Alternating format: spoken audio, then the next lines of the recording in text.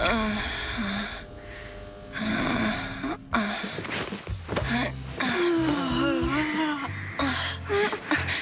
Phaethon, this time let me.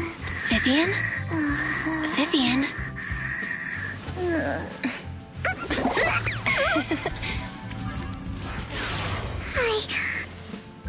I didn't disturb your sleep, did I?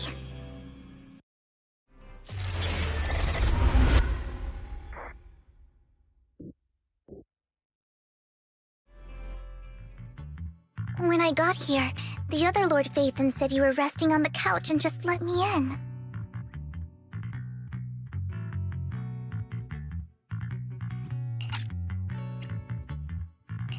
I meant to keep you company while you slept, but then I dozed off myself. I was going to sit here looking super cute, hands cupping my face. You know, like the #1 sleepy face I want to wake up to pose. I can't believe I ended up falling asleep myself.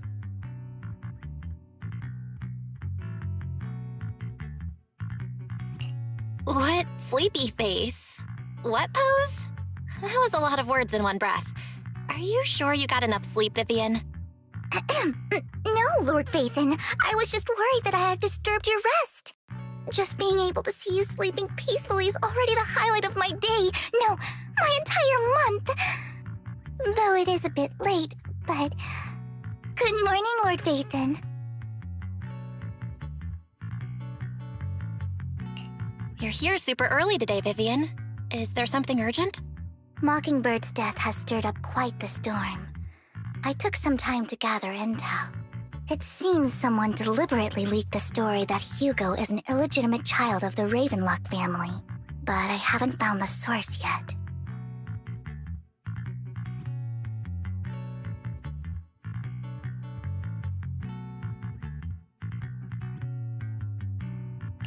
Could it be Hugo's uncle, Hartman?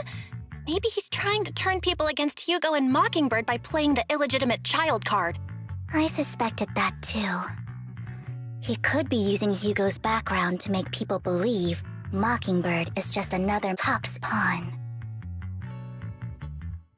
To the upper class, Mockingbird may be insignificant, but it has a loyal following among regular folks.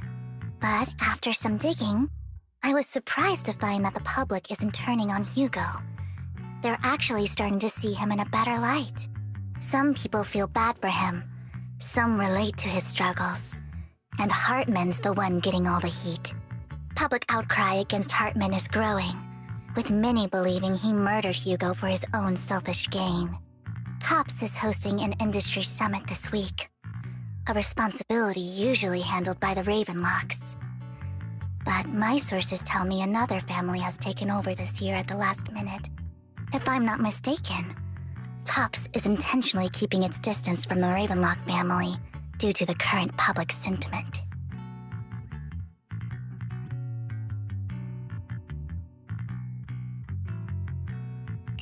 Sounds like Hartman's in a pretty bad spot right now. But we know he's not the type to go down easily. And that's what worries me. Hartman, in all likelihood, must have taken the sacrifice core. And now that he has this bargaining chip, who knows what kind of deal he'll strike with the Exaltists.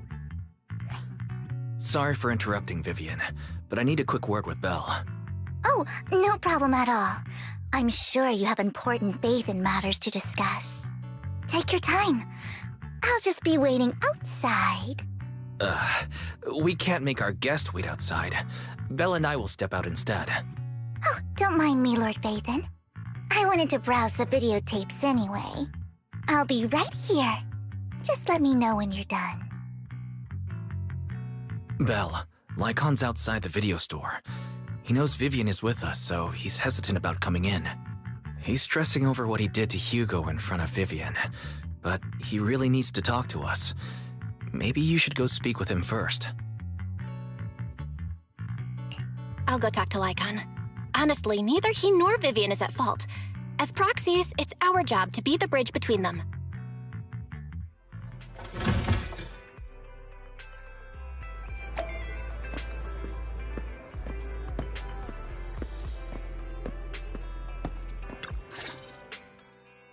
Good morning, Master Proxy.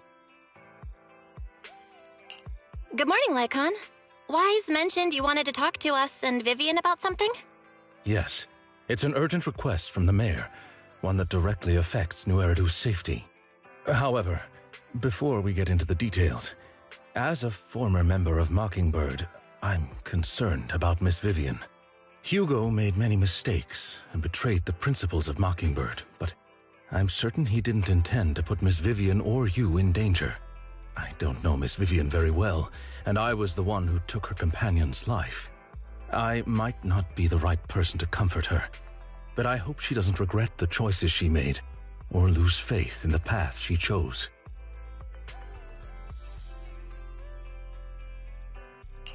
Vivian's doing just fine.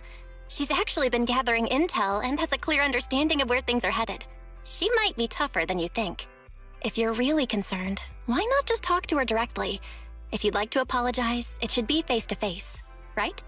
That's reassuring to hear. I trust your judgment. You've always had a sharp eye for people. Would you mind coming in with me? I'd like to apologize to Miss Vivian in person. No problem, but I'll be staying neutral. Everyone has their own stance on this, and I get where both of you are coming from. As a proxy, I'm just here to make sure you have an open conversation. I'm not taking sides. I respect that. Thank you.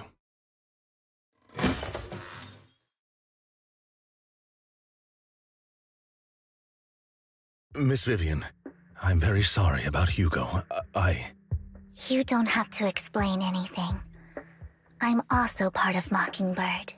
Mockingbird stands on more than just gain, so it won't fall when fortunes shift. Hugo had his fixations and ambitions. I also have things I must see through. I'm determined to get to the bottom of the Exaltists and the sacrifices. Miss Vivian, as a former member of Mockingbird, you have my deepest respect. You have my word, whatever comes next. I would never harm you or Master Proxy. As for Hugo, please accept my condolences. Condolences? That's not necessary. Mockingbird has plenty of tricks up its sleeves. This isn't the kind of act that ends so easily. Wouldn't you agree?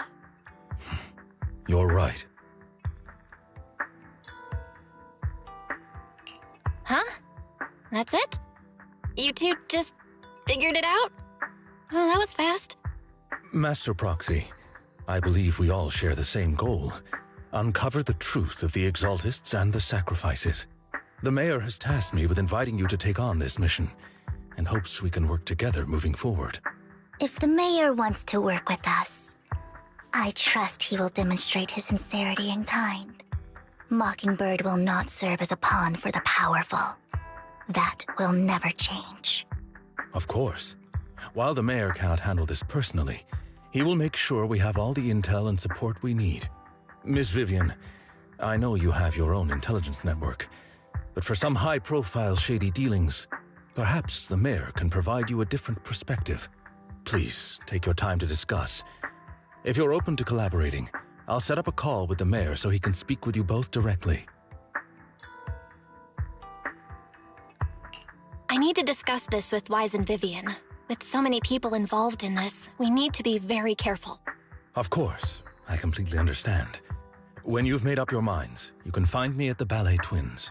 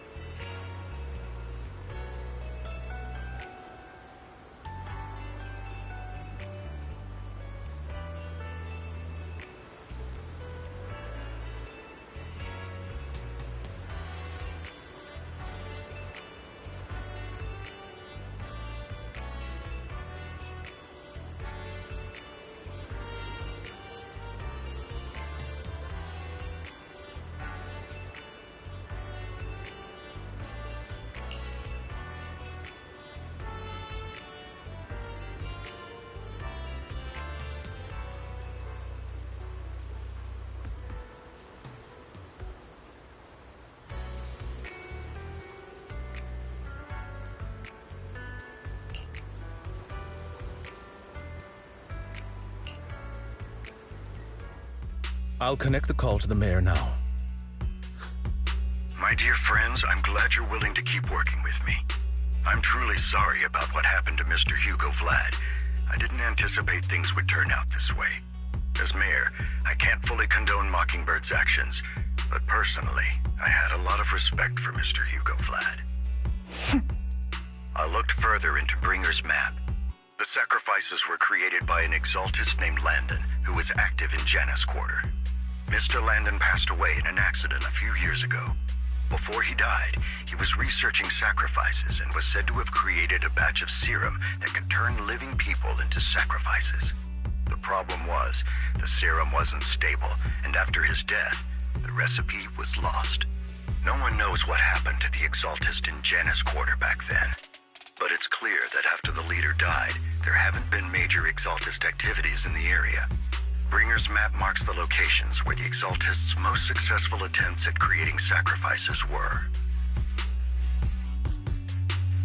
Since this person has already passed away, and the exaltists haven't been active around here for a while, then could it be that this is just Hartman acting on his own?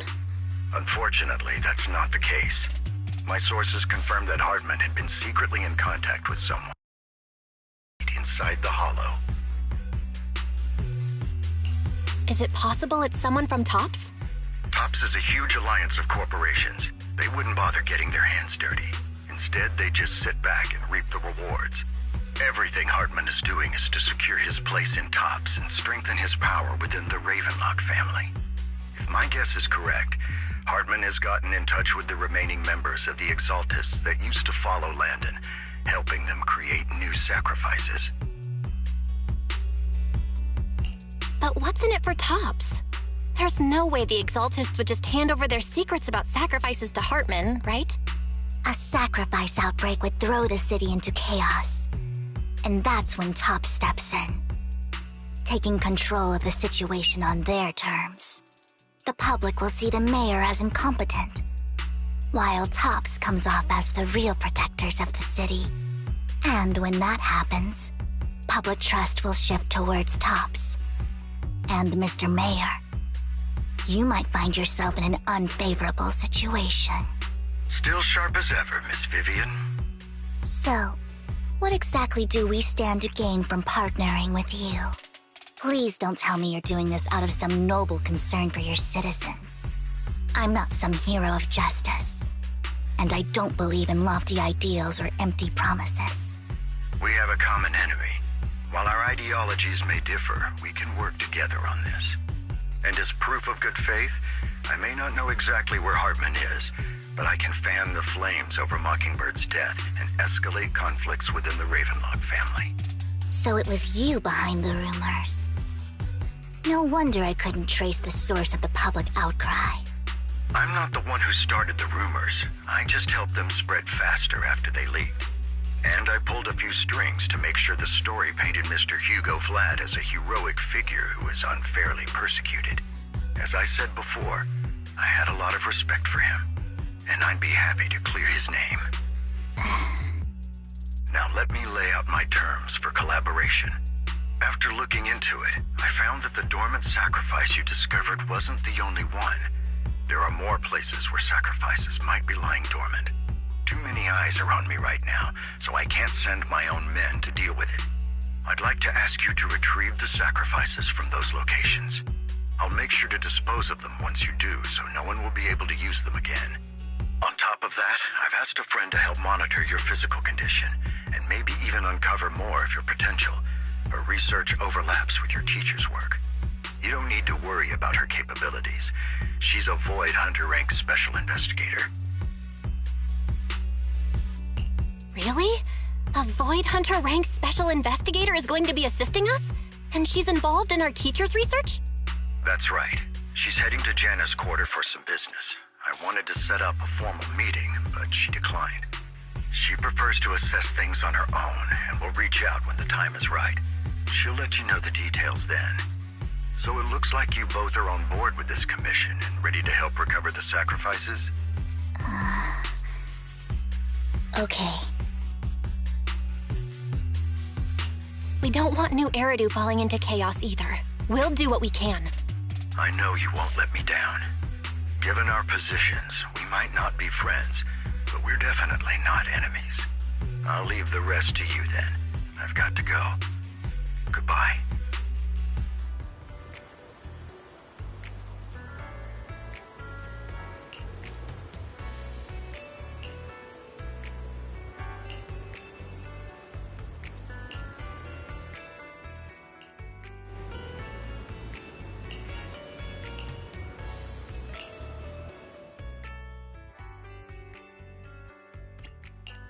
Good day, Lord Phaethon.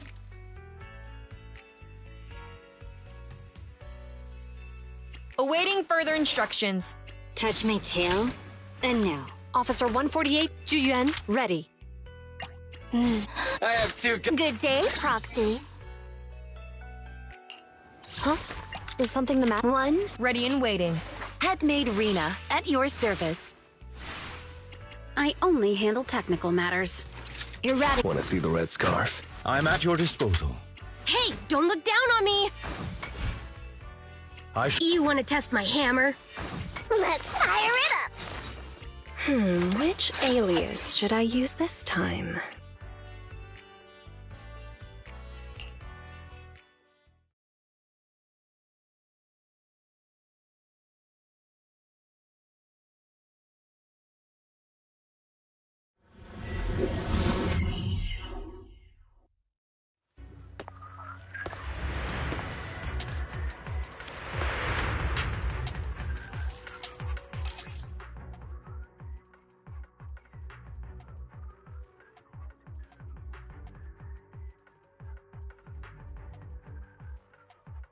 Lord Phaethon, thank you for trusting Mockingbird and me.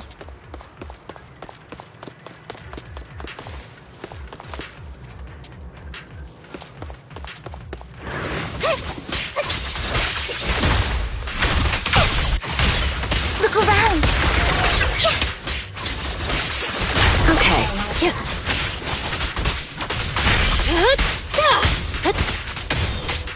Oh my!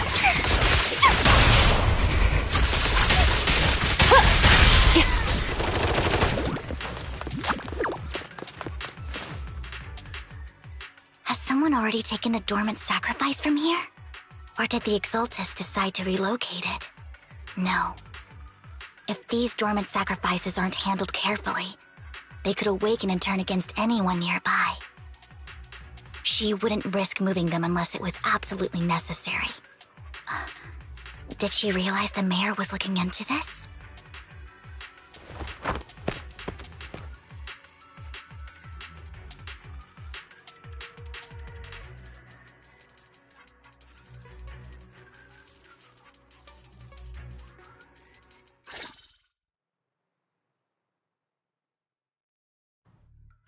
Did Hartman just make up this intel to get a shot working with us at Tops?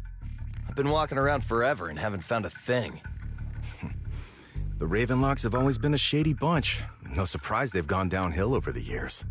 I heard they were pretty loaded back in the day. What kind of business did they run? No clue. On the surface, their businesses seemed legit, but who knows what was happening behind the curtain. Probably something with the sacrifices. I mean, how else would he know about the dormant ones left around here for years? And he was so sure that even if those original sacrifices didn't work out, he had a backup plan. Backup plan? What could that be? Well, that's beyond me. I just happened to overhear something while I was next to Mr. Edmund one day. What's Tops planning to do with all these sacrifices, huh? For research? Do you think we'll ever have a normal life in the Hollows? Don't ask questions you shouldn't be asking. All right. There's nothing here anyway. Let's leave the Hollow and report back on what we found. And we'll make it just in time to clock out for the fieldwork shift. Let's get out of here first.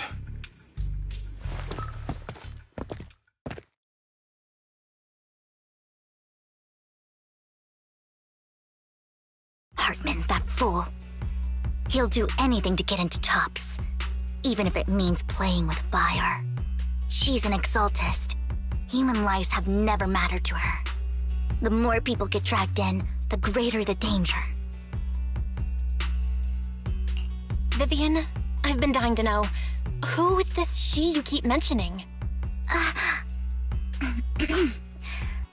I apologize for losing my composure. Please don't mind me. The she I'm referring to is with the Exaltists. Someone I have a history with. That's why the moment I heard about the sacrifices, I felt compelled to uncover the truth. I never meant to hide anything from you. It's just that, for me, the Exaltists bring back painful memories. And I'm not ready to face them yet. So, Lord Phaethon, please give me a little more time. Once I've gathered my thoughts, I promise I'll tell you everything. Sure, I won't pry anymore. Everyone's got a past, and you don't have to dig up old wounds if you don't want to. I can see the Vivian I know now is super brave and kind. I believe you've really put in the work. Lord Phaethon, if we weren't in such a hurry, I'd spend 3 whole hours singing your praises. I'll make note of this and make sure to get it done before bedtime. First things first, let's track down those dormant sacrifices. The Exaltists have probably realized someone's after them by now. I wish we knew what Hartman's backup plan is. Do you?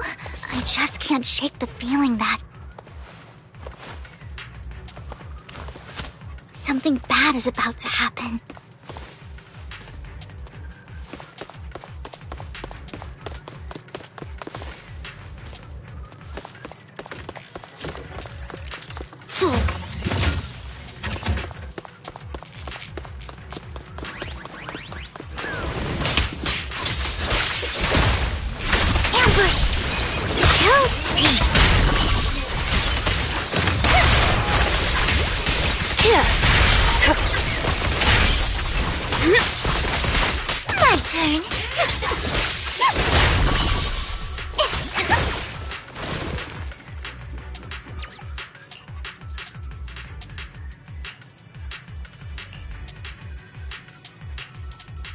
Hugo may have done terrible things, but he had his reasons. Mockingbird might be seen as the bad guys by a lot of people, but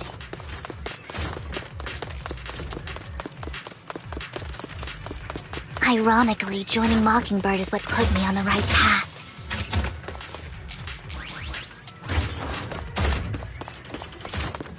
For the first time, I'm needed for more than just my curse.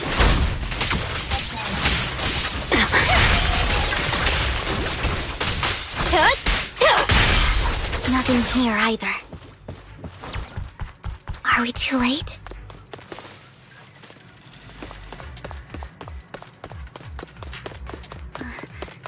There's...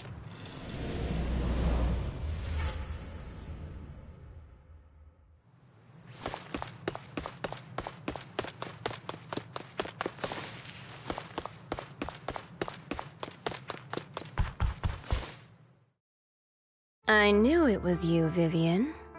Camille! What are you doing here, sis? Are you destroying the dormant sacrifice? Vivian, don't call me sis. I'm not your sister. Are you trying to stop the Exaltists? I never left the Exaltists.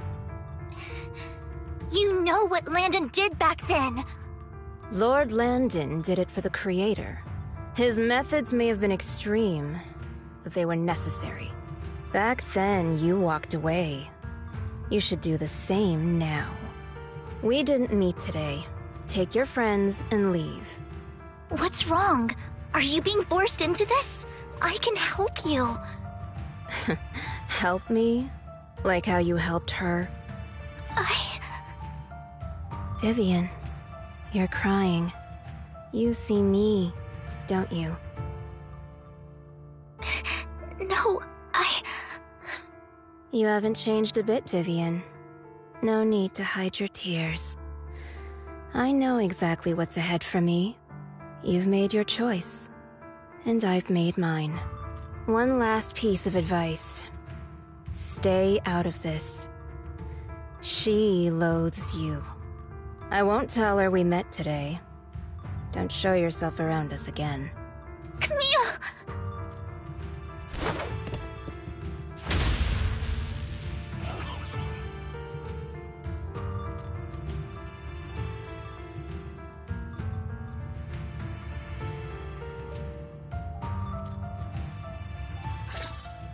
Lord Nathan, watch out!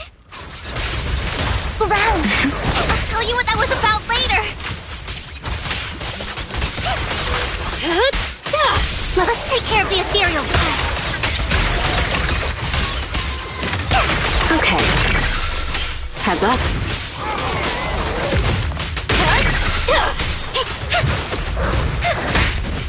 My turn.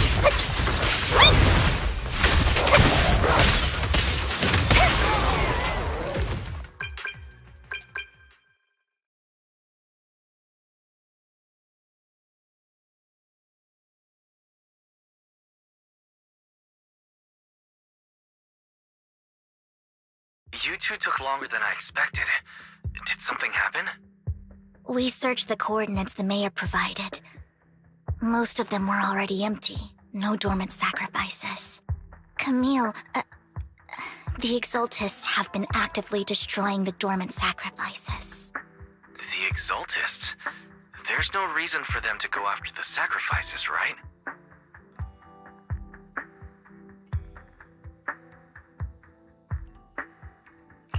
Vivian is telling the truth. I saw it too. And one of them is someone I once knew. I thought she would leave the Exaltists after Landon's death, but she stayed.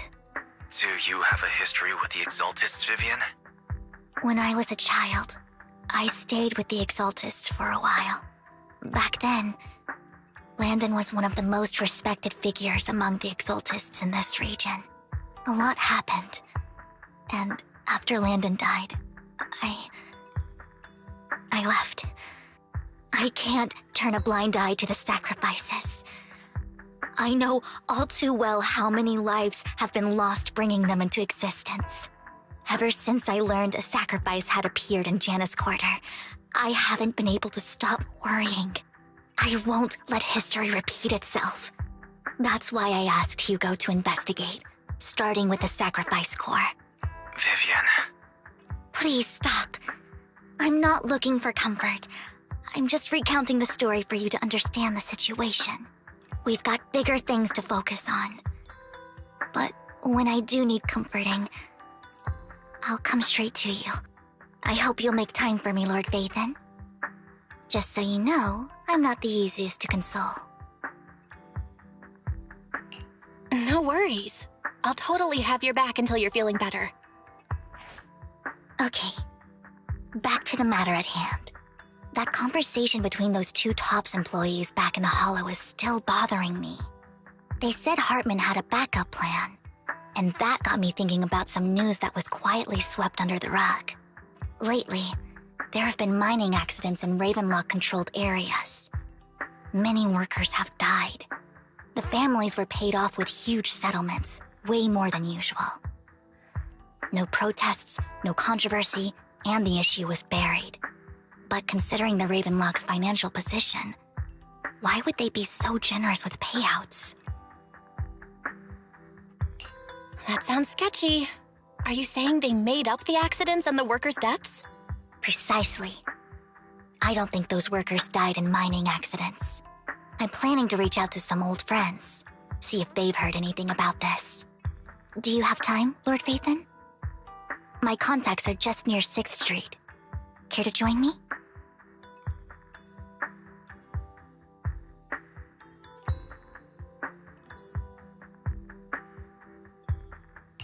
I'm in. Let's go together.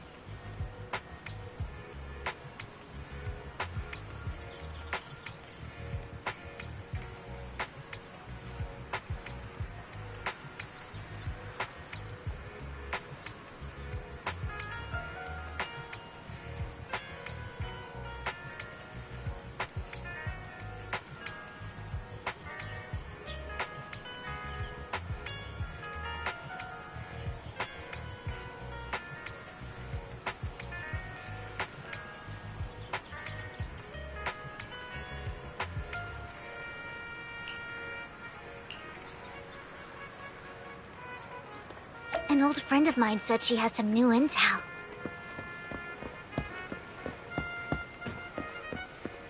She's like a mentor to me. I learned a lot about data scraping on the internet thanks to her.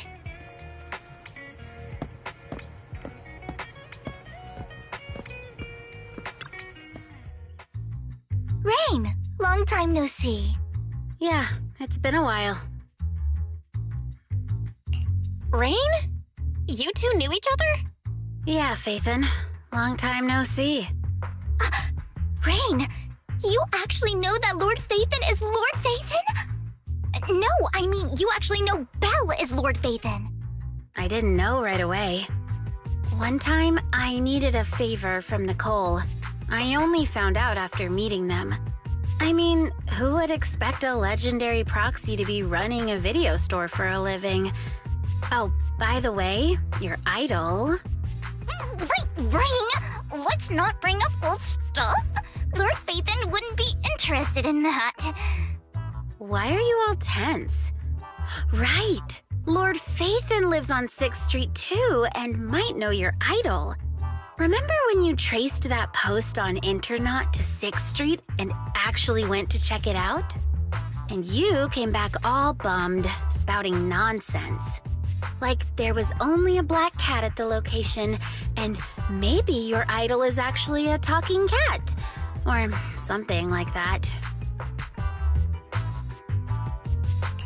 I know that black cat. I'm always sneaking at snacks. Lord Faithin, please, let's drop this topic. Come on, Vivian. It's been years and you still won't say who your idol is. If you'd just let me, I'd have tracked them down ages ago. I get it. You want to find the person who's important to you on your own. But you've tried so hard already. It's okay to lean on me a little, you know. I'm sure your idol won't hold it against you. I shouldn't have come to see you. Huh? What's wrong? Hey, Rain. Vivian said you might have some new intel. So let's get to the important stuff first. All right, let's get down to business. Here's something I'm pretty sure about. The Ravenlock family's claim that those missing workers died in an accident? Don't buy it. The last signal from those workers was near the Hollow, then communication went dark. I think they were taken into the Hollow. And yesterday, I picked up that the Ravenlock family secretly hired some people to search the Hollow's perimeter. I caught a weird distress signal from someone and managed to track down the source. When I tried to reach out, the signal cut out completely. The last trace of the signal was near Lumina Square. Finding someone in real life isn't really my thing, so that's where you come in. Okay, we'll check things out. You just said this is something you're sure of. Do you have anything you are unsure about? I dug up some info online, and one thing stood out. A few days ago, there were some creepy sounds coming from an abandoned warehouse by the port. The place was locked up, so no one could see what was happening inside. Not sure if it's related to your search. If you don't find anything useful around here, it might be worth checking out. Well, that's all I have for you. Thank you, Rain. Don't get all emotional on me now. I'm just helping out a friend. This one's on the house. Consider it payback for the favor you did me last time. But if you still want to find your idol, hit me up. I've been curious for what... Alright, don't worry about it. I'll manage it myself. Stop being so nosy, Rain. Nosy? Nah, just professionally curious. What kind of person is worth all this searching, huh? But honestly, whoever they are in real life, they've become a part of you. You've come a long way in this search, Vivian. I much prefer the person you are now. So if you find this person, don't chicken out. Go meet them. People will appreciate you for who you are. Rain... I might not care about the real world or what it'll be like, but I hope everyone I know can live a good life. I'm counting on you to save the world, guys.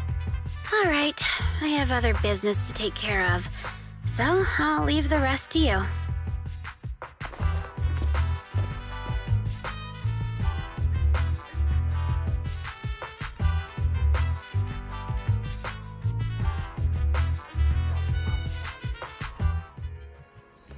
Lord Phaethon, please pay no mind to what Rain said.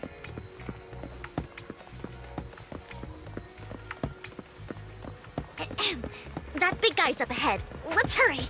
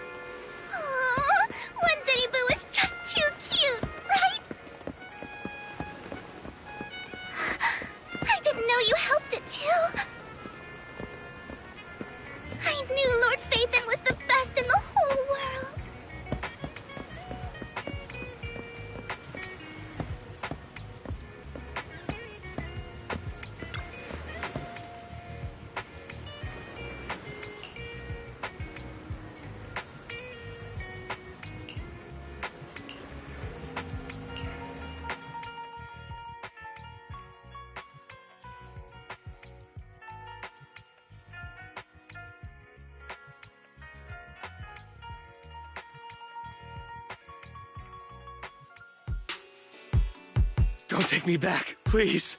I was wrong. I know I messed up. I don't want your money anymore. Please, no. Calm down. Who are you? I won't say anything. Just let me go. I don't know anything. I swear, I know nothing. We're not PubSec, the HIA, or the Ravenlock family. We won't force you into anything. There's no need to be afraid. What do you want from me, then? We simply want to know where the Ravenlock family took you and what they made you do. I can't say. I can't tell you. I have a family. They'll hurt them. You never saw me. Please, just stop asking. Don't you wish to see your family? I don't deserve to see them. It's my fault. I was greedy. I did this to myself. But your family must miss you dearly. I'm sure they won't blame you. No, it's my fault. It's all on me. I don't want to drag them into this. If the whole ship is sinking, no one on board can escape. I'm just a nobody. And right now, there's nothing I can do to change anything. If you care about your family and friends, now is your chance to stop the disaster before it's too late. Even a butterfly flapping its wings can send a tsunami surging across the ocean. No one knows how this will turn out. But if you do nothing now, the only thing waiting for you at the end will be regret. We're not here to turn you in, and we won't force you to confront them. You'll be safe with us. I'll help you return to your family.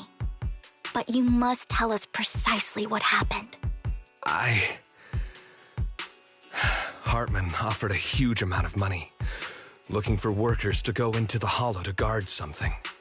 The money was way too good. We all kind of figured something wasn't right. I thought it was just smuggling or guarding some kind of illegal ether resources, so I signed up. After we sent in our applications, Hartman's men took us into the hollow. The first place we went, there was a strange box.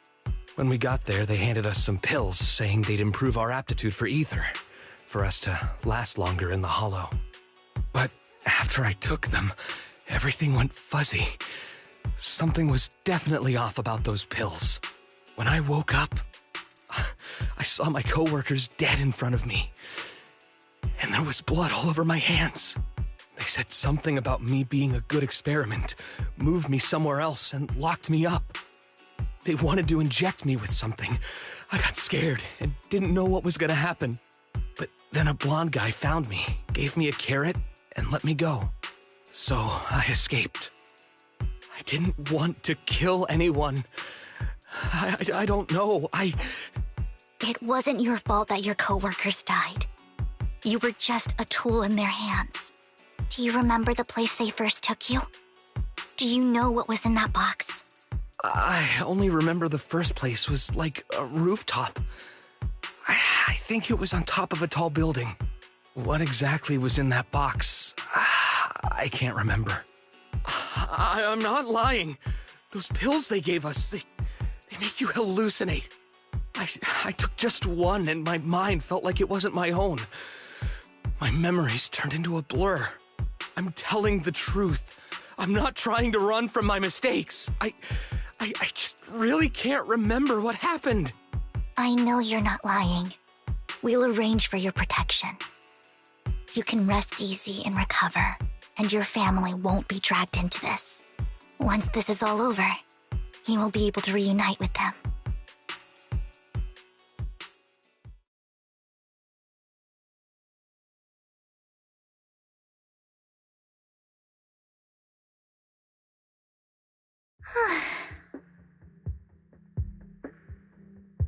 I've been meaning to say this for a while, Vivian. You're just so calm and decisive when things get tough. Totally different from the impression you gave me at first. Actually, I wasn't always like this. I used to run away when things got tough. There was even a point where I just wanted to disappear. As if my very existence was the source of suffering. I wondered.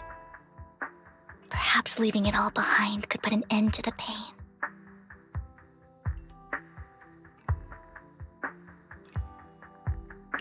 Whoa. It's hard to imagine you like that. I mean, you had this super intimidating vibe when we first met. Well, I was on a mission at the auction when we first met. And just as Rain said, I've come a long way from who I used to be.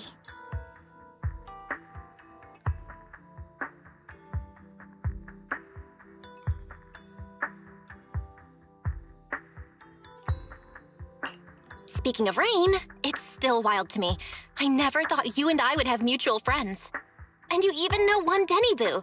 Can you believe we might have passed each other so many times without even realizing it? Enough about me. Tell me more about you, Lord Phaethon. Where have you been? And what have you experienced? Looking back, I feel like I've been through a lot lately. My brother and I even lost our Phaethon account. Oh, everything started when the Cunning Hares took something from the Red Fang gang.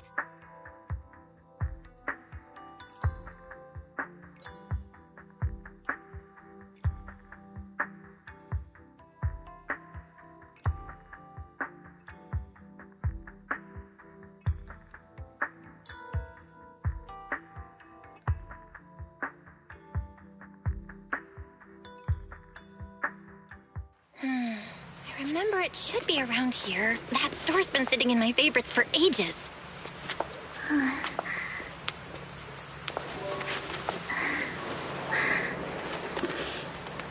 Lord Phaethon! Huh? What's up? I've seen that black cat on 6th Street. That harmonica in the outer ring you mentioned. I've heard it before, too. I've even been to the monument outside Hollow Zero. But none of that was a coincidence.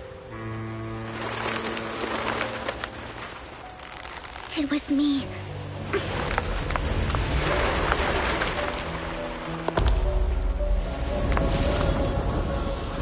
Following you, and now I've finally made it to your side. Ever since I was little, I had been seen as the bringer of bad fortune. I had traveled to many places and witnessed far too much misfortune. Every tear I shed brought disaster. I've heard too many curses to count. I loathed my tears as much as I despised my own existence. Wherever I stayed, tragedy followed. I had roamed too many places, and each time, it ended the same way. I didn't know where I could go anymore. One night, I stumbled upon a post discussing me. Whether they knew me or not, everyone seemed convinced that I was the source of the curse. Some mocked me with cruel intent. Some wished I would vanish, and others speculated maliciously. It really seemed that my very existence was a disaster. In that moment, as darkness enveloped the city, I saw lights flickering to life all around New Eridu. So many lights, and not knowing where to go, I thought, if only I could disappear into those lights. I made up my mind, and right then, my phone rang. I decided to take one last look. I wanted to know who left me my final message from this world. It was you, Lord Phaethon. Wait, really? Me? Yes. And I checked with the other Lord Phaethon. You were the one using the account at that time. But I know you probably don't remember it. After all, it was just an ordinary day, with an ordinary post and meaningless comments online. But for me, it was the night I finally realized where I could go. I wanted to walk the paths you had walked, see the sights you had seen. And then, one day, share it all with you, face to face. What did I even say in that comment? I can't remember off the top of my head.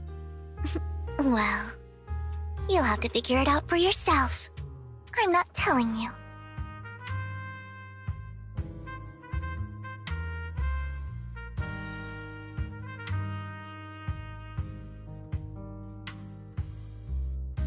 Huh? No! So, Lord Phaethon, thank you. Not only for that comment you made that day, which was a silver lining for me, but also for giving me the courage to become who I am today. The Vivian standing right in front of you now, Lord Phaethon. I truly like who I've become.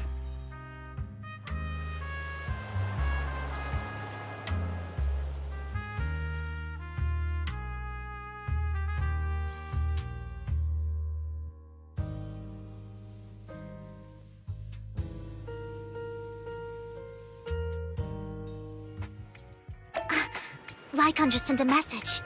There's an update. Let's head back to the video store and go over the details together.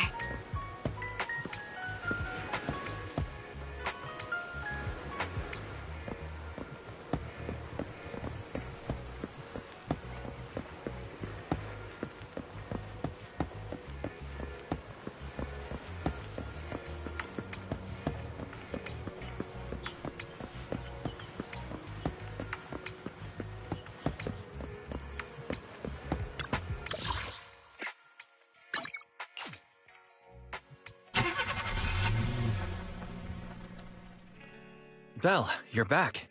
Lycon told me he wanted to meet up with us online to discuss things when you returned.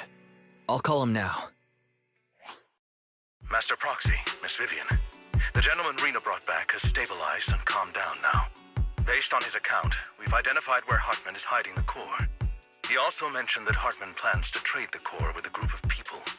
We suspect that this group consists of members from the Exaltists. I knew it. Now that we have the location, it would be splendid if we could seize the sacrifice core before they do. Precisely. We hope you can head to the location as soon as possible to secure the sacrifice core.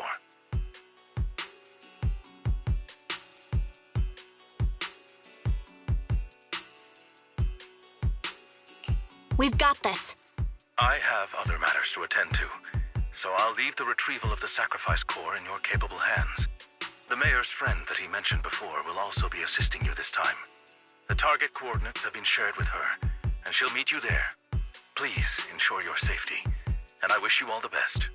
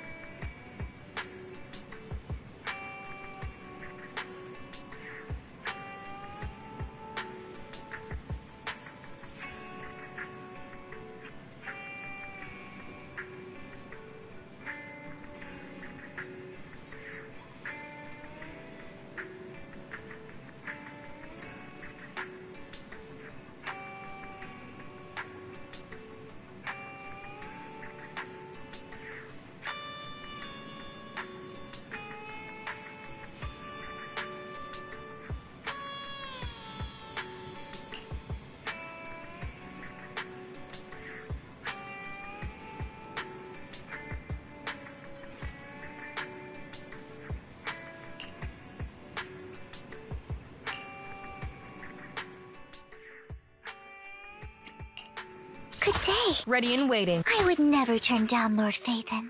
Await. Good day, Lord Phaethon. Ready and waiting. Had made Rena. Is it time? I would never turn down Lord Phaethon. Needs only. I shall follow your orders. Is the concert? Wanna be my research subject? I've been waiting for you.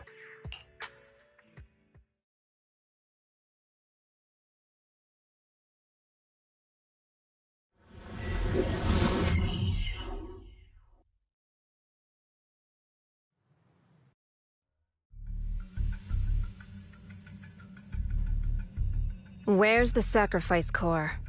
Camille, you really think I'd stroll around with something this important? Plus, even though the Ravenlocks and the Exaltists have been working together for ages, I've hardly even met Lady Dina. I'm the one offering the sacrifice core here. I'm curious what Lady Dina's got lined up for me in return? I'm just here to verify that the core you mentioned is real. Once that's sorted, Lady Dina will give you a proper response. Our partnership isn't just talk. We need to be sure you have what we need before moving forward. Sure thing. I'll take you to where I keep the core. Once you verify it's legit, have Lady Dina come over. We'll lay everything on the table face to face. All right. Lead the way.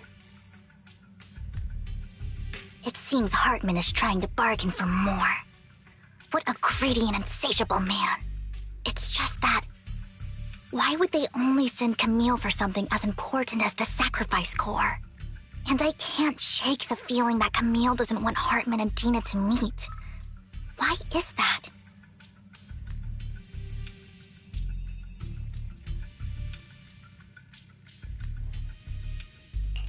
Who's this Dina he just mentioned? Is she the leader of the Exaltists? Kind of. Lord Vathan, I really think we should hurry. We must get to where Hartman keeps the core before anyone else does. I've got a shortcut planned, but there are gonna be ethereals along the way. I'll let you handle them, Vivian. Don't worry, Lord Vathan. You're in capable hands. I'll ensure your safety.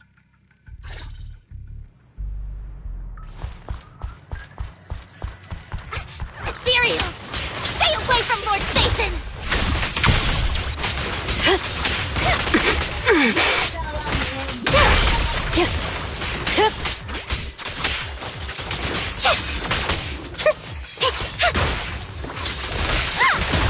Stay away from me.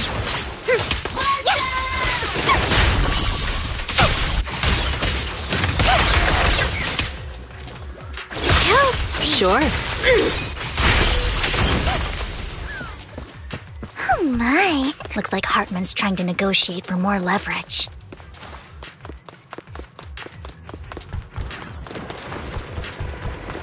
Let's get out of here before we're spotted.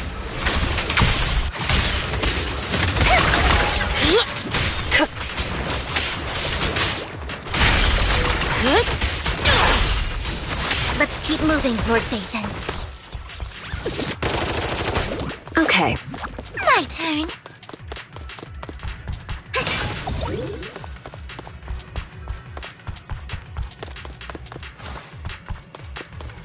Leave the enemies to me, Lord Vathan.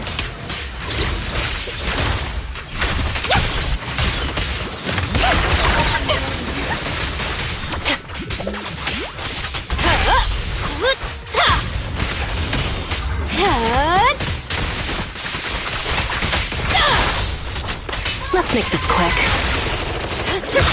How so? Sure.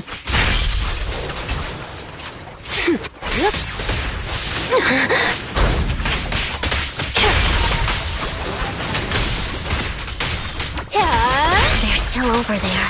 Looks like they're arguing.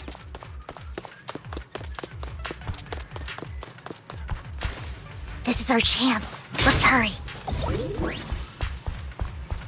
No matter who has the sacrifice core, Hartman or the Exaltists, it would be really dangerous.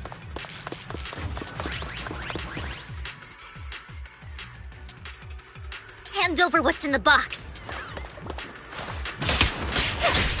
Or we do this the hard way.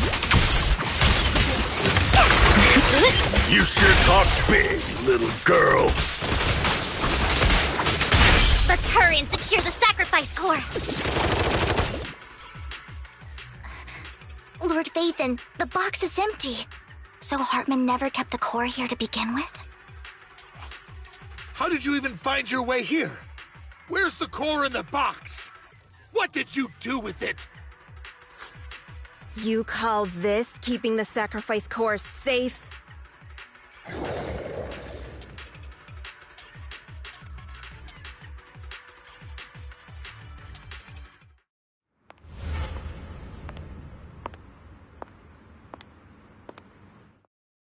Vivian, it's been ages. Dina! Oh my, you actually remember me. So sweet. Look at you, thriving. I thought you'd totally forgotten about our past. So, tell me, do you ever dream about the people you've killed? Are they crying in your head all night? Back then, I had no idea. You had no idea? While you were soaking up all that love from Daddy and everyone else, you had no idea what was going on. I wasn't... Lady Dina, Miss Vivian didn't actually... Camille, when did I say you could meet up with Hartman today? I just wanted to make sure the sacrifice core is legit. I was worried Hartman might try to pull a fast one on us. Really? So loyal. I thought you'd be more like the old days. Just a few words from Vivian, and you'd be plotting my demise. Just like what you did with Father. I won't, Lady Dina. Don't even think about betraying me, Camille. You owe me for what went down back then. However, I do understand your worries. This core, it's fake. No way! I got this straight from Hugo! It can't be fake! How can you just claim it's fake without any proof? Ugh, seriously.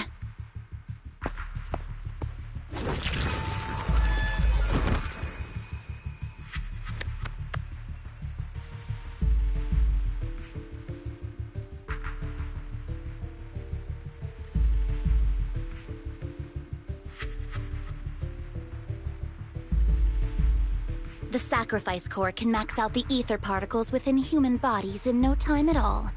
But look at your little subordinate. How uncouth. He's making noises like some animal. Can you shut him up? So annoying. The masterpiece Father made for the Creator isn't this worthless piece of junk you're holding. So, the real core. Vivian, where do you think the sacrifice core is really at? I don't know. If I knew where the real core was, I'd destroy it without a second thought. Dina, you understand what the sacrifices are. And you know those who were blessed should not have to endure such horrors. Oh, they shouldn't have suffered those horrors. Weren't you the one who decided if they'd be blessed or not? If it weren't for your tears, how would they have encountered such misfortune? How self-righteous, Vivian. Their fates were in your hands. It was you who brought disaster on them. Landon just needed an excuse. He needed someone to blame. Whether I shed tears or not, he'd treat living beings as mere subjects for his sacrifice experiments. Dina, you know all of this. Landon even went so far as to sacrifice you. Shut up, shut up, shut up! Father did it for his great cause. Vivian, why do you always mess everything up for me? Everything! You did it before, and now again! You just had to ruin my plan. I was so close to fulfilling Father's last wish. If you don't give me the sacrifice core, be prepared to become food for the ethereals. I told you I don't have the sacrifice core. Otherwise, I would have destroyed it already. Lord Phaethon, find the right moment to retreat. She can be quite unpredictable when her temper flares. Oh, really? You don't have it? Then I suppose there isn't a reason to keep you alive.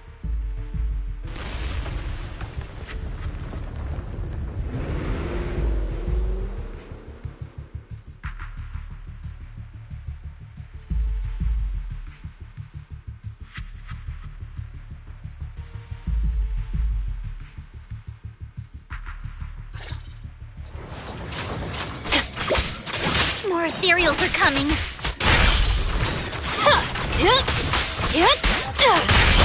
Too many. There's no chance to get out of this.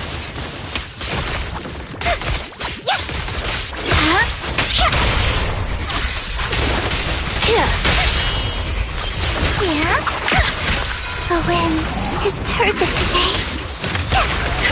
Here's a taste of the abyss.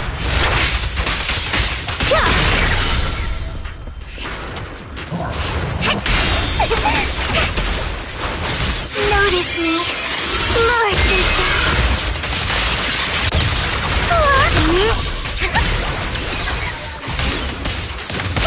Okay, heads up.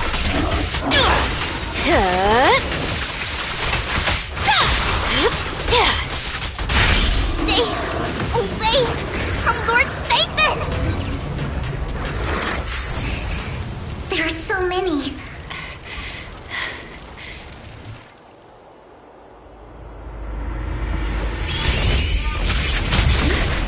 It's ink.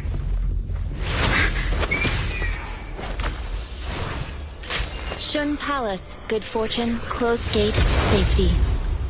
What? An evil miasma gathers here. Another place of conflict. If you wish to avoid disaster, then head southeast.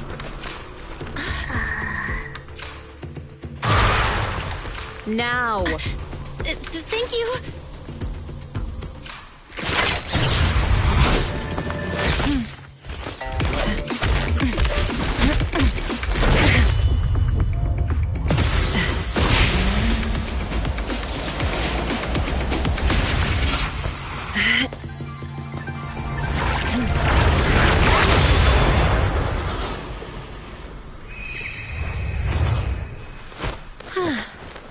Finally, peace and quiet. You must be Belle, right? Mayflower mentioned a special partner might need my help.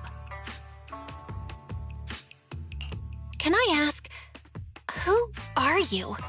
I'm the 13th generation master of Yunque Summit. You can call me Yishuan. Mayflower passed along your info, and I was curious what kind of person you are, so I came to see. At first, I thought it might be a hassle, but your energy feels really calming. Quite nice, actually. Oh, so you're the investigator the mayor talked about. Yes. He also asked me to be your temporary teacher and offer you a bit of guidance. Guidance? What exactly does that mean? Unfortunately, this isn't the right time or place to talk. I have some investigation work to catch up on, and it seems you've got quite a lot on your hands, so let's part ways for now. I'll find a good time to visit you soon.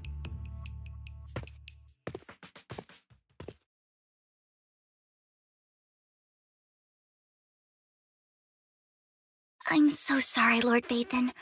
I'm just not feeling very well. I think I'll head back for now. I'll investigate the sacrifice core and reach out once I find something.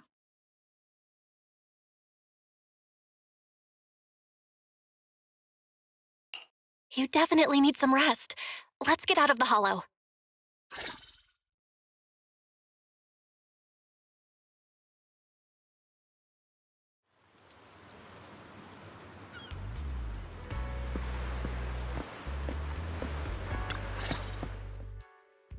Lord Phaethon, are you going to rest now? I'm not in a hurry to get back. You've been kind of off since we got out, and it's got me worried.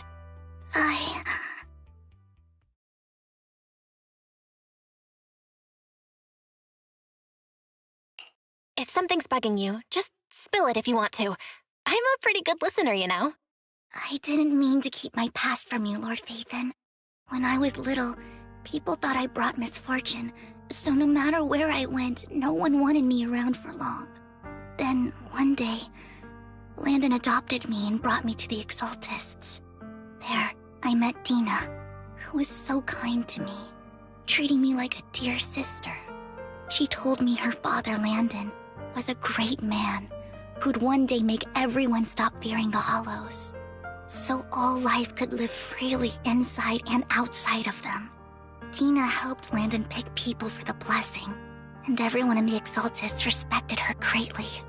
Those who received the blessing would have a better ether aptitude, allowing them to enter the Hollow freely without fear of sudden disaster. Back then, Dina would chat with me every day, always about the Exaltists and her father. But things between us shifted when Landon asked me to step in for Dina. Landon told me I didn't only bring misfortune, and that if I listened to him, I could actually help people. After that, he'd take me to meet people, and if I shed tears, he'd give them a blessing medicine. Those who got the blessing could dodge calamities. At first, I was ecstatic, thinking I could help others. I shared my joy with Dina. But that was when she started to pull away from me. The blessing medicine. Please tell me that wasn't the sacrifice serum Bringer had. Yes. To be precise, it was an early version of the sacrifice serum. Landon's medicine wasn't stable. The medicine Landon developed could boost abilities quickly, but also sped up the development of ether corruption. In the end, most people turned into ethereals, and a few became sacrifices, losing all human consciousness. The ethereals were killed while the sacrifices were given to the higher-ups of the Exaltists. The Exaltists wanted the sacrifices to hold human consciousness, so Landon's medicine was seen as a failure, and he gradually lost influence within the Exaltists. One day, I saw Dina, and tears streamed down my face. In a bid to save his reputation, Landon decided to let his own daughter receive the blessing. I had always thought that getting the blessing was a good thing, until I saw terror in Dina's eyes that day. That evening, I broke Landon's rules for the first time and followed him out of the Exaltist's residence. I trailed him to the Hollow, where I witnessed someone who had been blessed becoming corrupted. In the end, that person became an ethereal. Then, without hesitation, Landon killed him. Before Landon returned, I went back to the residence and snuck into his study. And there, I uncovered the truths I just told you. And just a few days later, it was time for Dina to be blessed. I wanted to save her and stop anyone else from getting deceived. So, that day, I told everyone present that Landon should be the one to receive the blessing, not Dina. At first, Landon argued, and no one believed me. But, in front of them all, I looked at him and let my tears fall.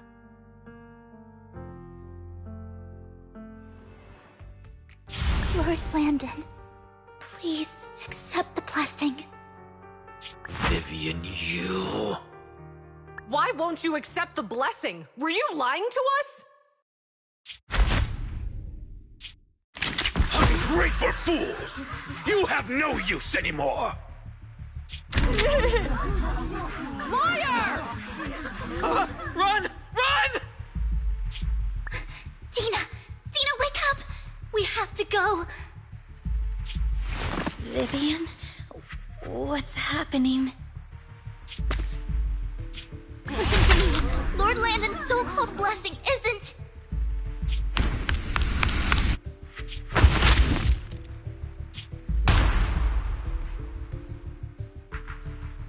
Father!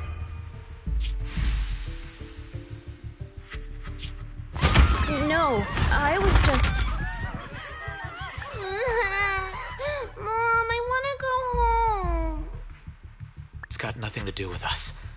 This is just what happens when you don't accept the blessing.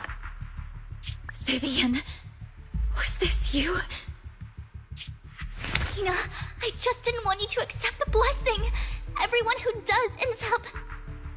I just don't want to lose my father. You knew? If you knew what he's done, you... He's my father. He's all I have. Stop being self-righteous, Vivian. You only ever bring misfortune.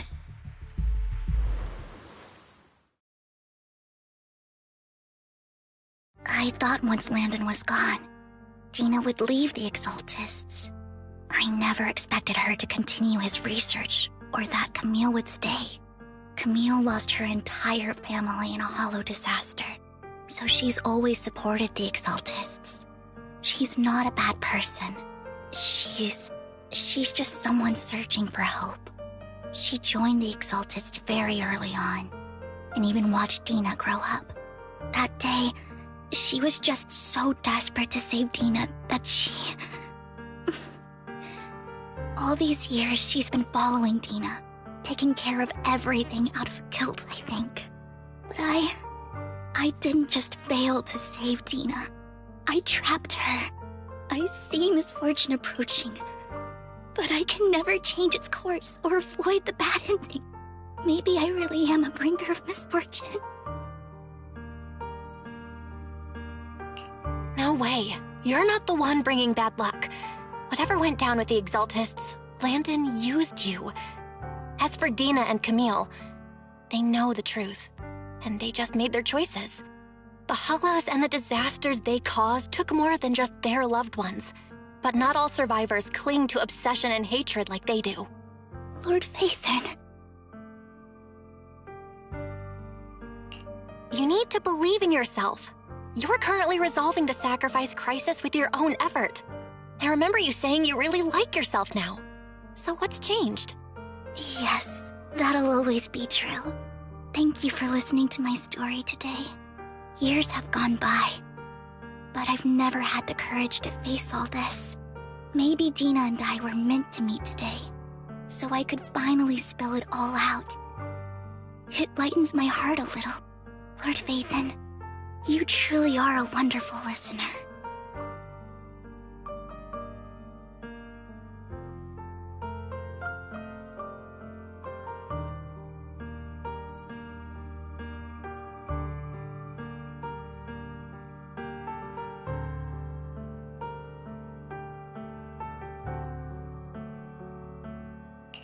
Whenever you're feeling down, don't hesitate to come to me. I will. It's been such a long day. You must be exhausted. I'll track down the location of the sacrifice core and let you know what I find. Good night, Lord Phaethon.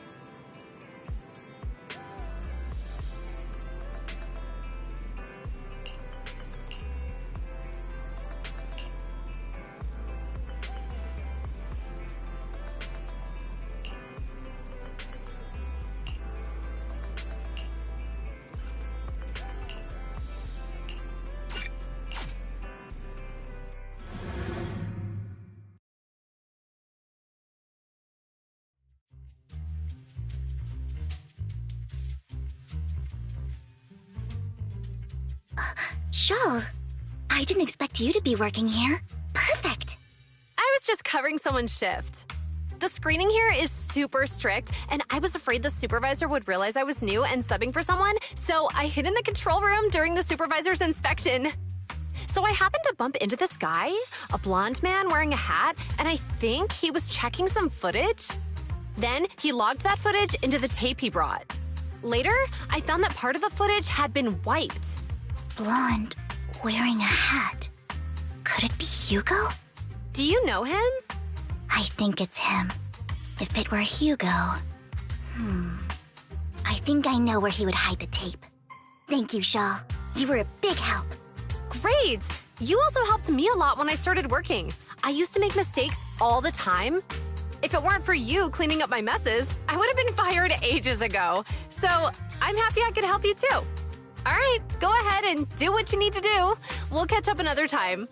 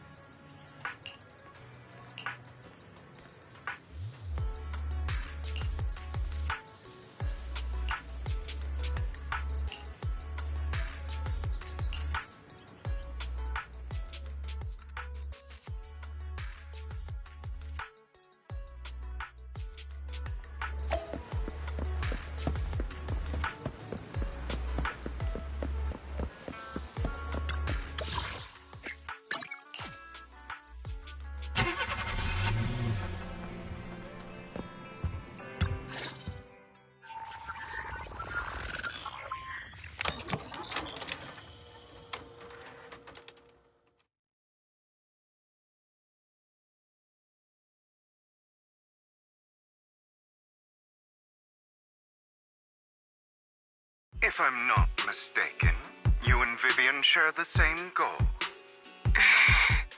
Silence is no good for negotiation. I just don't want Dina to reach a point of no return. Hasn't she already reached that point with what she's doing? The formula for the Landon serum was lost, but a batch survived, and Dina was able to develop a substance that can be used for mind control. She's trying to combine the two to make sacrifices that would obey human commands.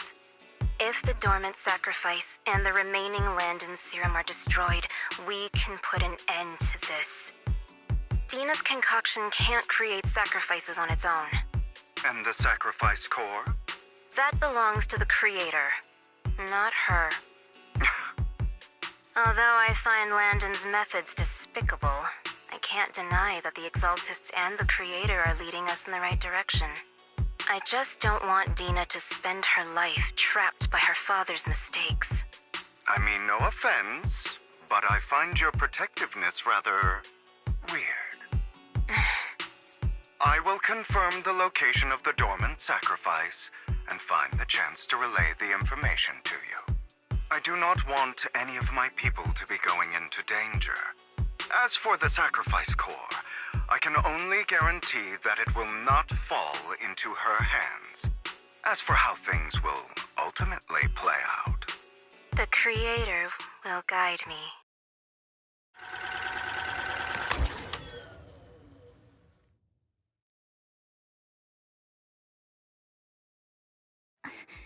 Camille was actually destroying the dormant sacrifice?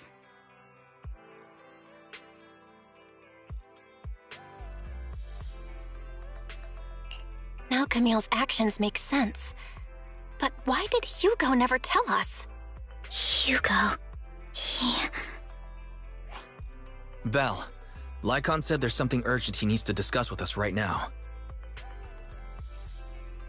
All right, let's patch him in. Master Proxy, I apologize for disturbing you. We have just learned that the Ravenlock family will host a banquet tonight. This banquet is rather special, as they're allowing members of their family to invite business partners to attend. With Hartman at the center of controversy, there are many members of the family who are eager to use this opportunity to replace him. The mayor has been spreading rumors of a young tycoon who inherited a sizable fortune and is looking to partner with a person from an old and influential family. This information has lured a young man named Burton from the Ravenlock family. So, you want me to pose as this tycoon and use Burton to infiltrate the banquet? Correct. And Hartman's study is also located within the venue. I see. Hartman's study might hold valuable information. So, what should I do? You can attend as her +1. +1? Lord Phaethon, please go with me! Master Proxy, it seems Miss Vivian requires your presence, so... Yes, just your presence will help me immensely! All right, then let's go together. I'll send you the time and place for the meeting with Burton. If you encounter any danger, please evacuate immediately or contact me for backup. I hope everything goes well for you tonight.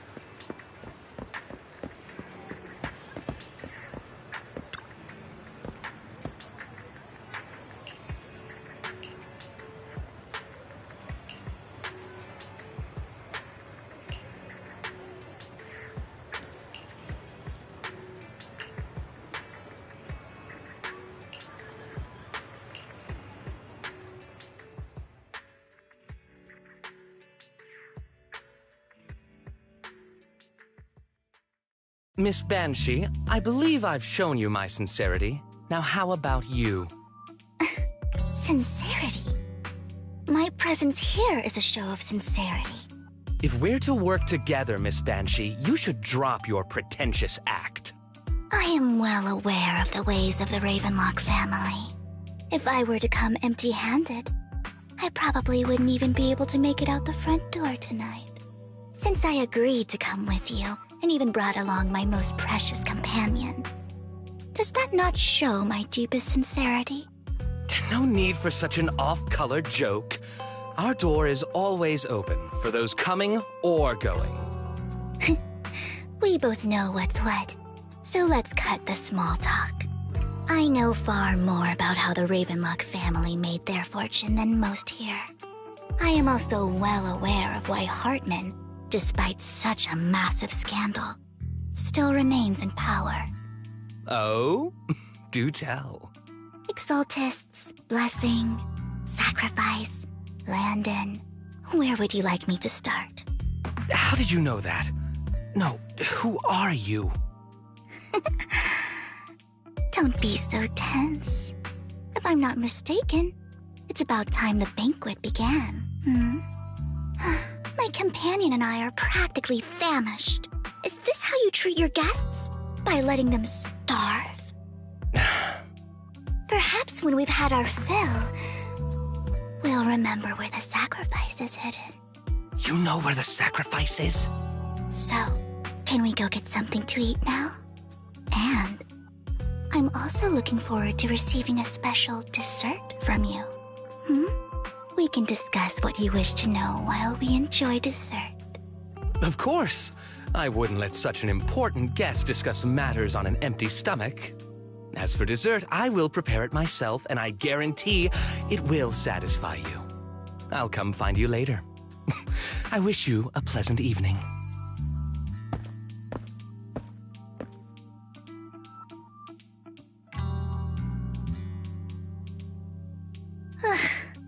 These kinds of people are exhausting to deal with. I really don't know how Hugo used to put up with it.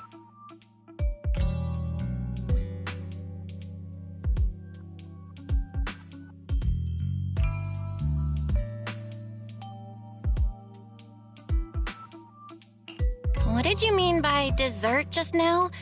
I couldn't really follow. Hugo taught me that bringing up dessert in such situations is a way of telling the other party they need to offer more. Fortunately, that old fox Hartman is terrified of losing power.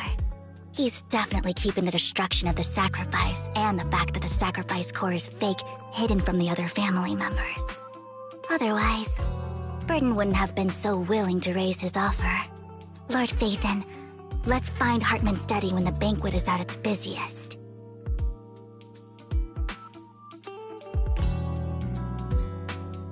All right, I've already taken note of the surrounding terrain. Once more people arrive, we'll enter the garden through the door in the corner of the banquet hall. Wherever you go, I'll follow, Lord Phaethon.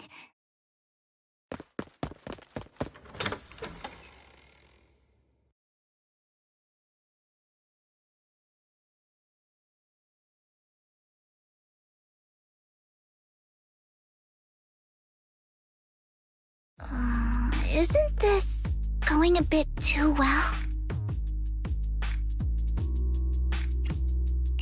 The security around the manor is really strict, but inside might be more lax. But just in case, let's tell Lycon. Right. Having some backup would be safer. Let's check Hartman's recent correspondences for clues. I still have concerns about the sacrifice core. Right. Though the core he gave Dina was fake, Hartman might have left a trick up his sleeve and hid the real one.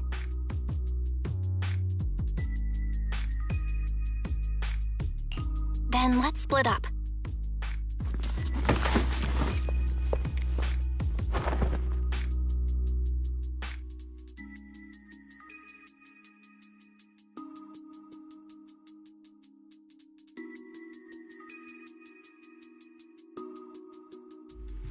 Esteemed guests, is the catering at the Ravenlock family banquet not to your satisfaction?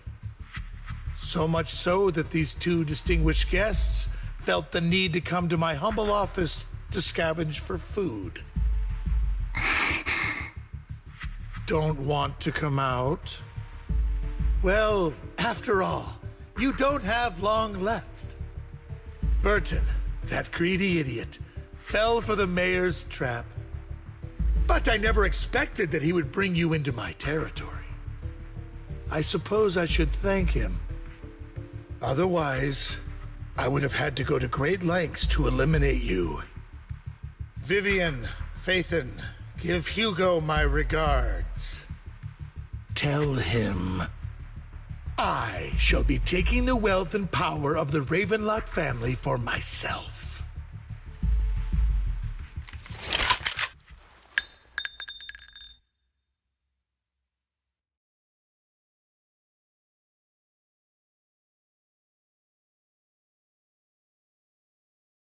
The bullet? How? Dear Uncle, why must we be so distant with one another? You can just tell me what you want to say directly. Hugo! Impossible! You're... Uncle, you must know a Ravenlock will never stop until they get what they want.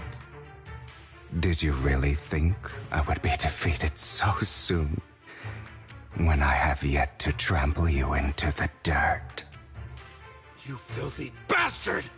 You only know how to resort to these petty tricks! Petty tricks?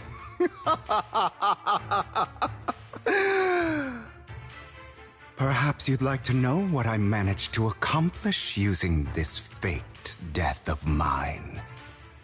My dear Uncle.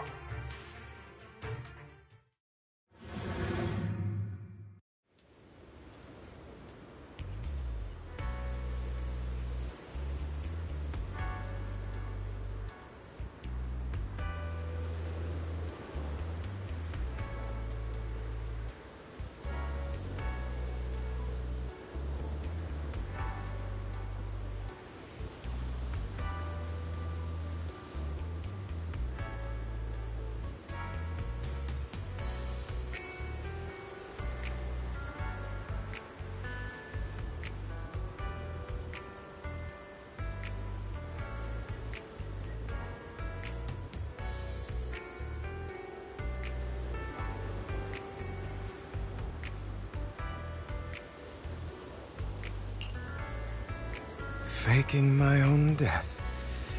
Hope it's all worth the theatrics in the end. It was just to keep Hartman off my back, but maybe I went a little overboard. The manager must be pretty shaken up. I should apologize at some point.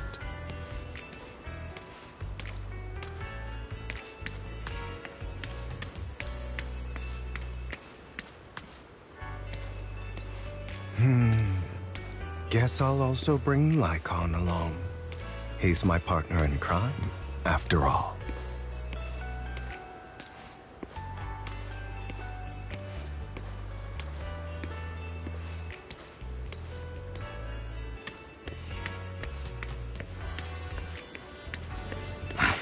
You're late. So strict. Spare me a moment to catch my breath, will you?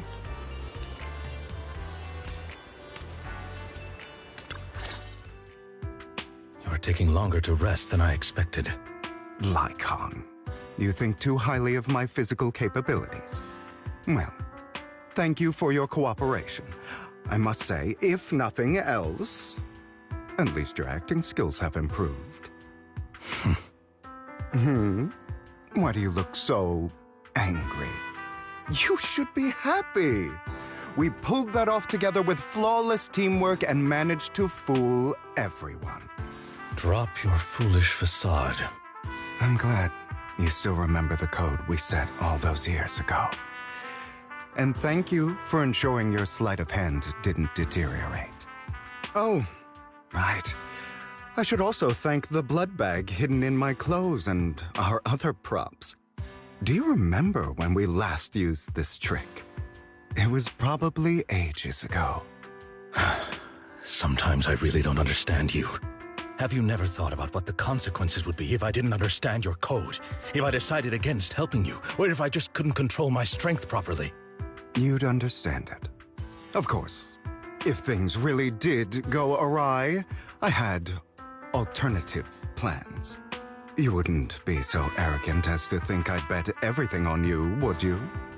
You're insane. Aw, I'm flattered. So what exactly is the purpose behind all this? Surely after going to such great lengths to erase your own existence, you don't just plan to hide here and reminisce about the past with me. Don't try to brush this off. I've already helped you enact your plan. Tell me the truth. Don't get your tail in a twist. I have more plans that require your assistance, so naturally I would not hide anything from you. Simply put, as things stand, whether as Hugo Vlad or as Mockingbird, I am doomed to die. Seems you've made quite a few enemies.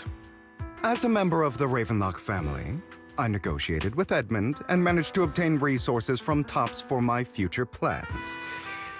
I also confirmed what attitude they held toward your master, the Mayflower family.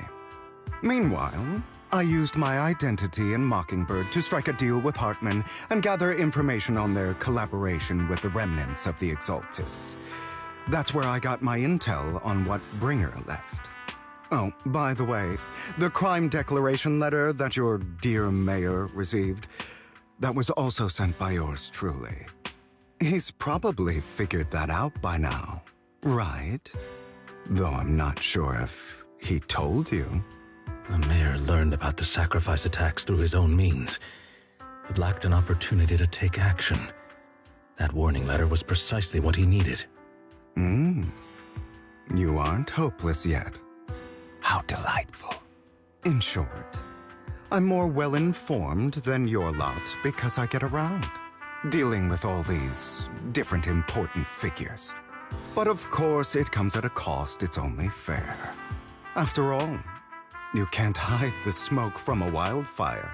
Rather than trying to carefully tame it and risk setting yourself alight, it's better to let it burn free. When I helped you put on your little act, killing you in front of everyone, you left the sacrifice core to Hartman. That was intentional too, then? Oh, yes. And it worked like a charm, didn't it?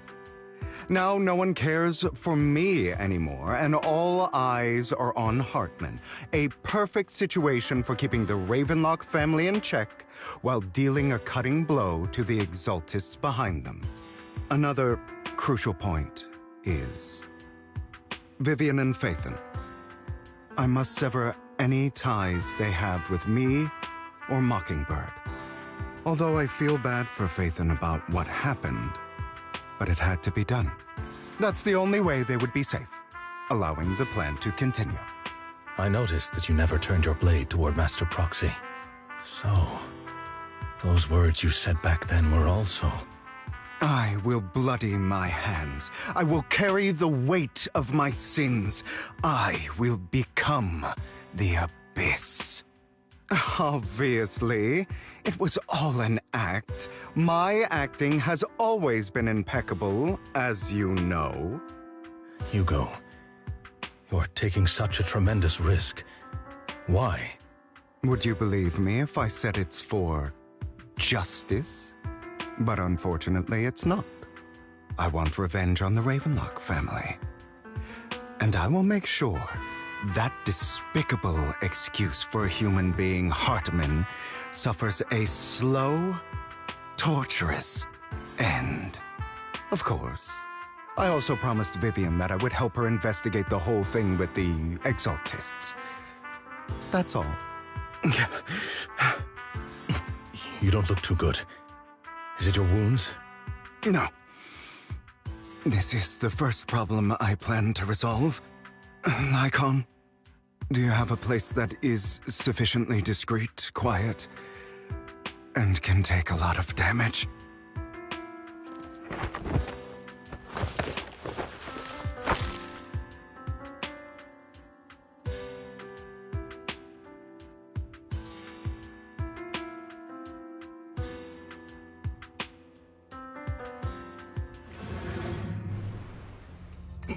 What exactly are you doing?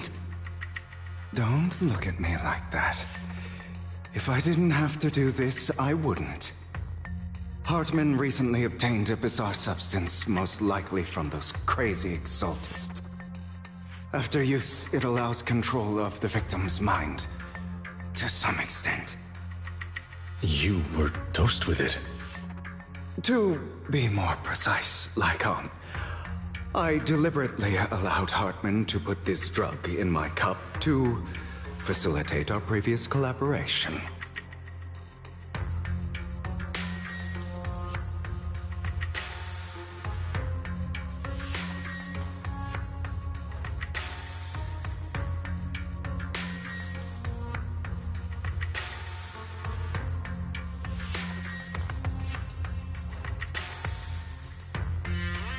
After finding out about it, I quickly found someone to help analyze its composition. The good news is he gave me a very low dosage, perhaps because he was afraid I might notice. There's a different medication that can delay its onset, preventing me from actually being under his control. I simply need to put on a show in front of my dear uncle. The bad news is that currently there is no antidote. When I delay those effects, however, they will accumulate and erupt when my body reaches its limit. It may even break my mind. And that's exactly what's happening now. I need to endure those accumulated consequences. So, I will lock myself in this room for however long that takes. I've tied my limbs to prevent me from smashing this place or accidentally hurting myself. Anyway, after you leave, do not open this door, no matter what you hear. I recommend seeking professional medical assistance. This is advice I received from a doctor. Or are you saying you don't believe I can make it? So, I can't. Come find me here at the scheduled time. All you need to do is smile and await my victory. What if I want to stop you? You know you won't succeed. You never have. And you never will. Well, time is short. Let's begin. I understand. Don't die, you stupid bastard.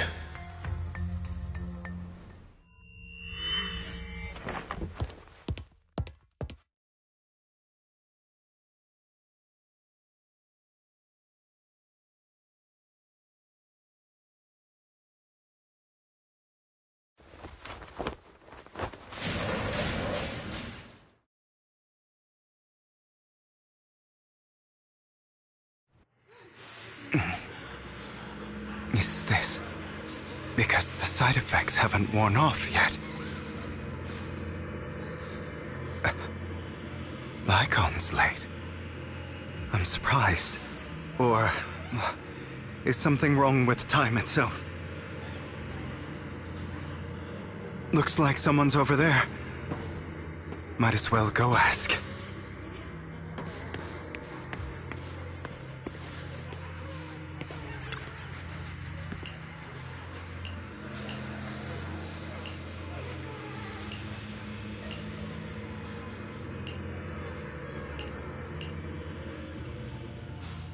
It's all your fault. I wish I had never given birth to you!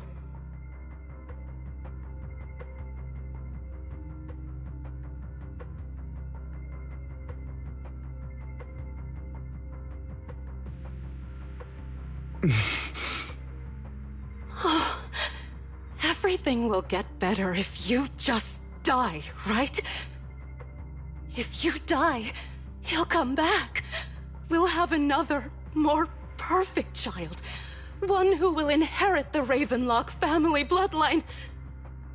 Then I will be able to escape this pain. So, Hugo, for the sake of Mommy's happiness, just die, okay?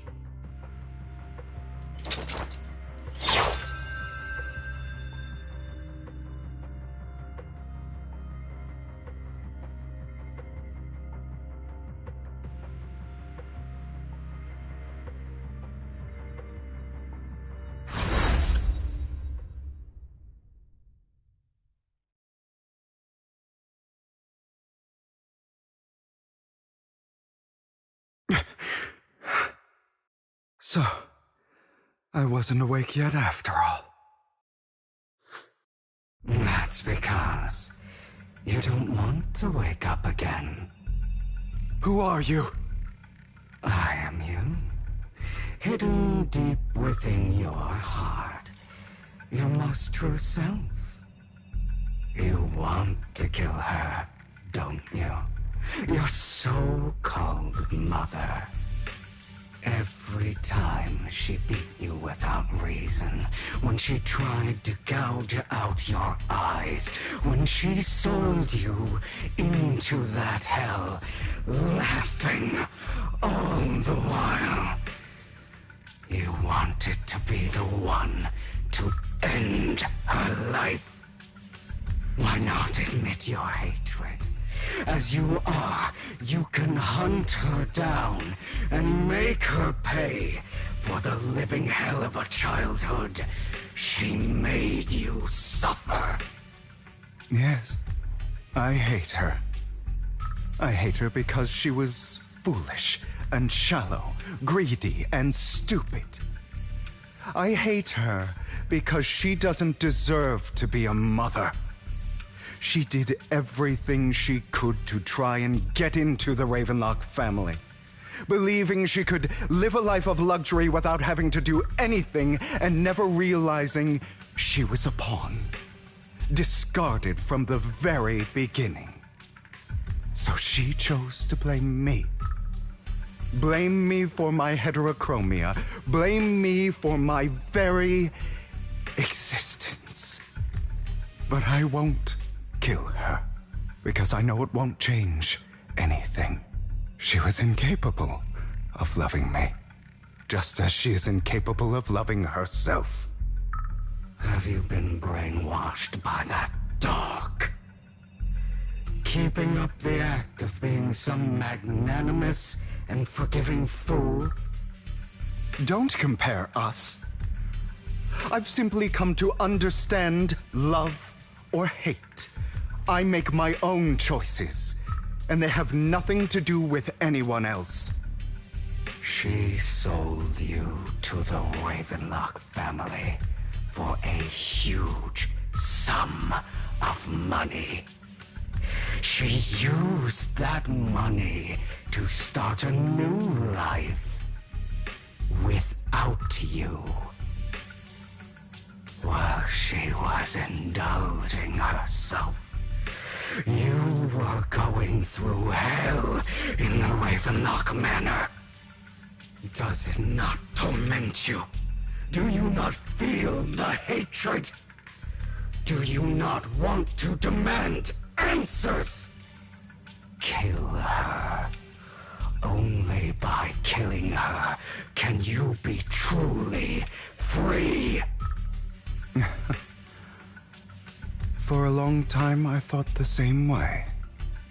But now, well, I want to make a different choice. Stop lying to yourself. You never had a choice. This weak-minded thinking will only lead you to failure. Like before, you'll be nothing but a worm, trampled into the dirt by those so-called elites. Do you still not get it? This is how the world is, and always has been. Hesitate and you'll be the victim. If you don't grab your knife first, you'll end up being on the other end of the blade. If you want to change anything, you must first become the one who makes the rules. Just like that woman. The only reason she could treat us that way was because we were weak. So listen to me. Find that woman, kill her, and prove to this world your strength! It's what she deserves! Why forgive them? They don't deserve it! I'm not forgiving them. Or rather, I don't care about them. They don't even matter, at least not yet. You know, perhaps the person I hate the most, the one I truly cannot forgive, has never been someone else, but rather my weak, powerless past self who could do nothing but hide inside a closet and cry. I hate myself for having neither the strength nor the courage to resist. I hate myself for begging for so-called familial love, even after being treated so terribly. I hate that despite the pain of my wounds, I still hope to receive the carrot and not the stick. And that me is you, correct? So, I forgive you. I forgive myself. You'll regret this, fool. Your pretty words mean nothing. You will ultimately return here to me.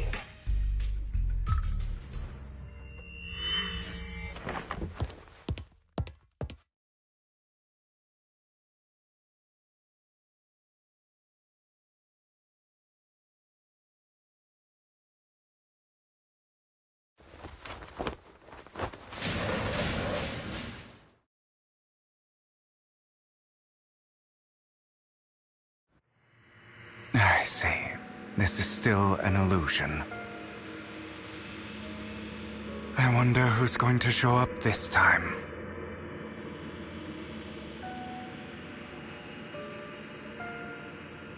Brother! Hugo, let's play hide and seek! I'm already hiding! You'll find me, right? Like you always do! Serena.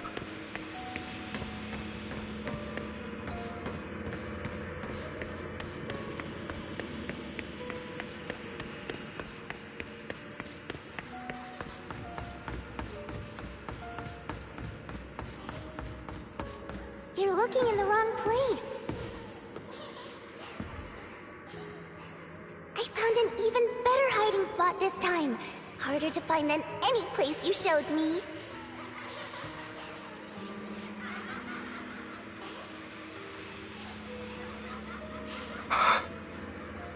Hey, Hugo.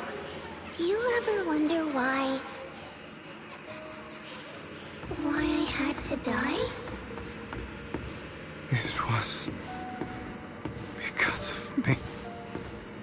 That's right. It was because of you. It's all your fault.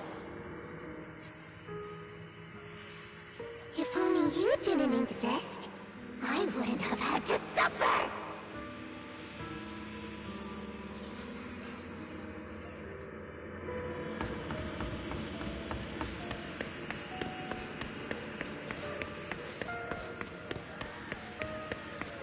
Still looking in the wrong spot. I can't believe you still haven't found me after all this time.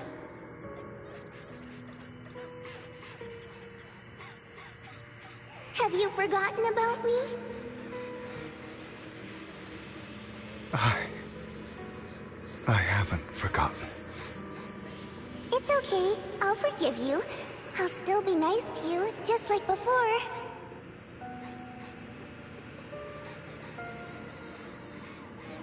I was the only one who was ever nice to you, wasn't I? Yes. Then tell me, Why do good people always suffer? Why is kindness always punished instead? Tell me, Hugo, why?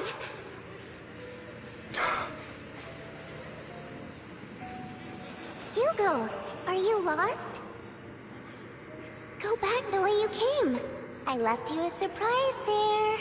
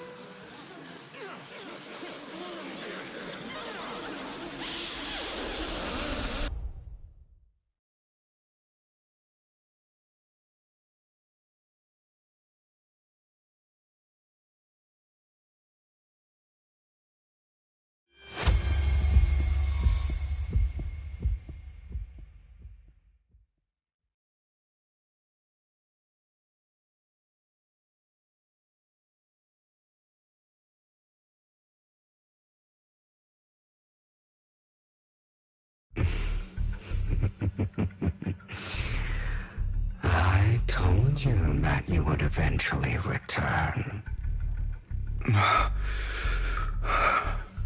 We meet again, my friend. I told you, I am you. The side of you that you've always tried to deny existed. Of course. I know.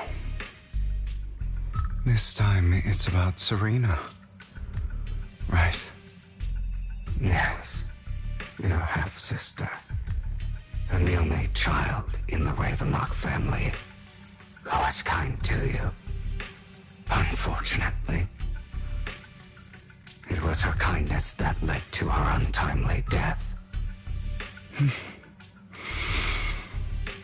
It was my fault. I don't like the way you blame yourself. Because that means I'm to blame as well. And I don't think I did anything wrong. Your mother sold you to the Ravenlocks. And your father, he saw your talent and wanted to use you to push the other children into competing with each other. My brothers and sisters wanted to get rid of me from the moment they first saw me. In their eyes, you were no more than a slave. But Serena dared to treat you, a slave, as if you were human. And so, she was fated to die. They tried to kill me. Many times. But I was careful. And they did not succeed. So they killed Serena, who was weaker, an easier target, and pinned everything on you. Serena died in your place.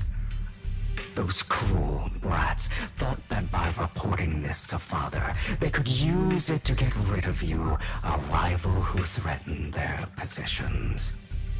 Yet, not only did Father not blame you for the incident, he praised you for it. In this world, only the ruthless, cruel, and merciless can stand at the top. And that's exactly what you managed to live up to, no? You found a perfect opportunity thereafter to catch the ringleader of the group who framed you and almost beat him to death.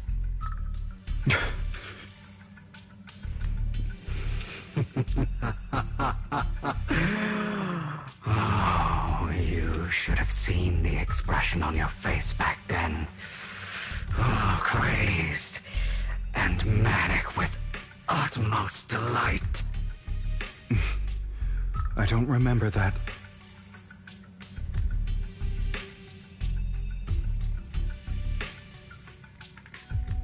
Here you go again, trying to deny your desires. Deep down inside, you've always wondered, asking yourself why these evil people never got the punishment they deserved.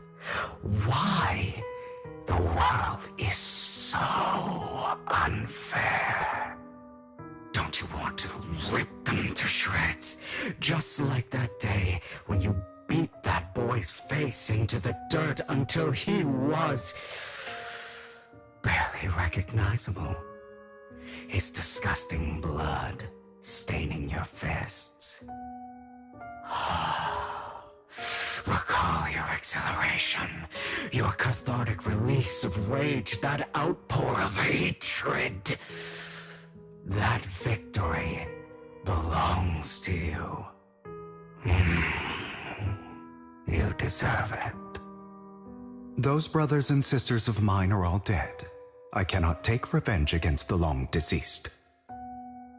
They died by Hartman's hand, dying in the power struggle to become the Ravenlock family's heir, rather than by our scythe.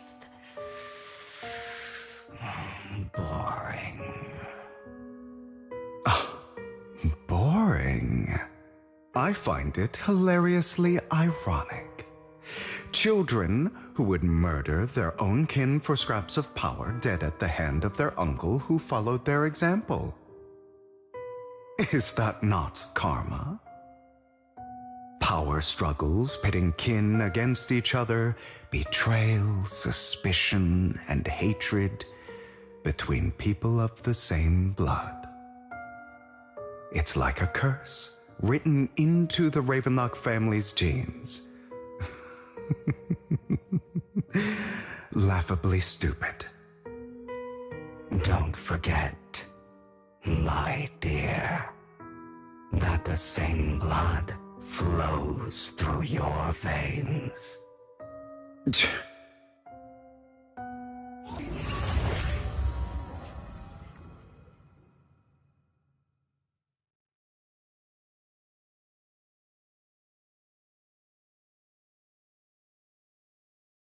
That's right, my dear nephew.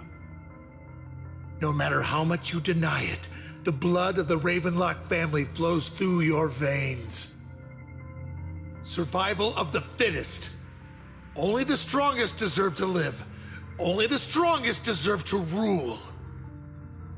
This is the path of success that has led the Ravenlock family to victory countless times. A blessing and a curse etched into your flesh and blood. As long as you live, you'll never escape the mark of family. You are destined to one day become someone like me, like your father.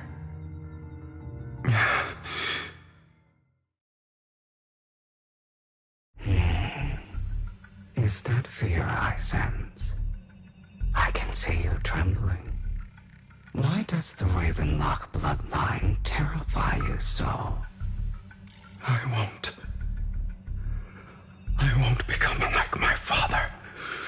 Never. You won't become a failure like him. So relax. Our power eclipses him, and so does our ambition. So, do not deny your own desires.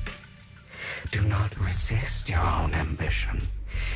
This is the talent you were born with. The best gift fate has ever given you.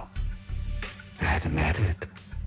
Deep within your heart lies a spark, yearning to ignite a raging inferno that will burn everything down. And I am that spark.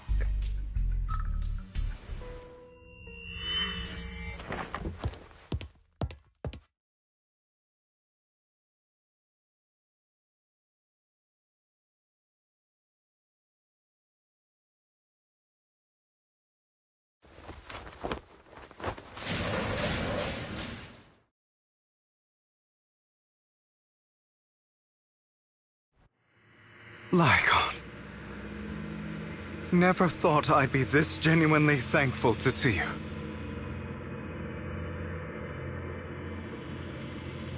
Seeing you means this never-ending nightmare is finally over, right?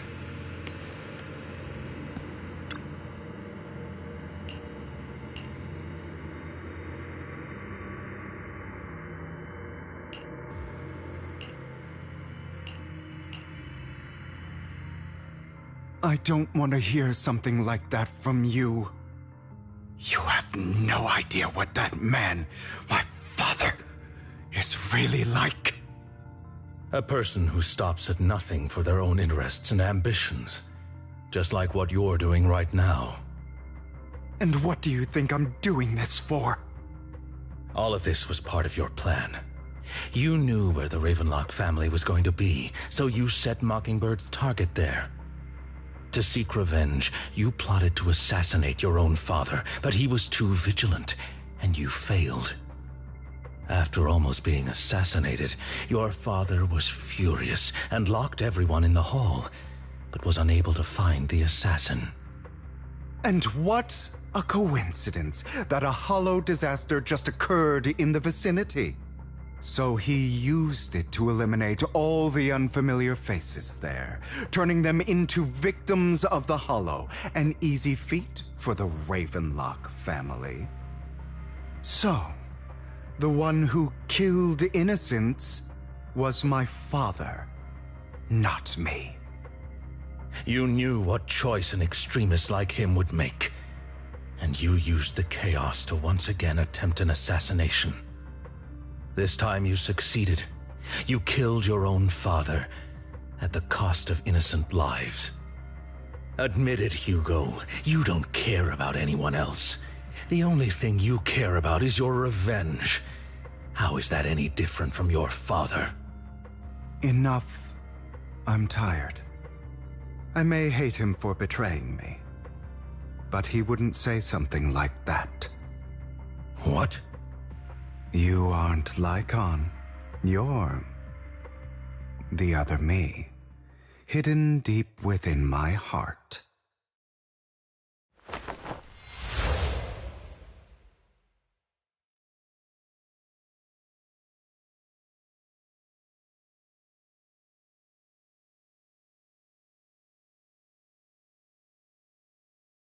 I've been waiting for you, my dear. It seems you've already grown accustomed to this place, even turning the tables on me.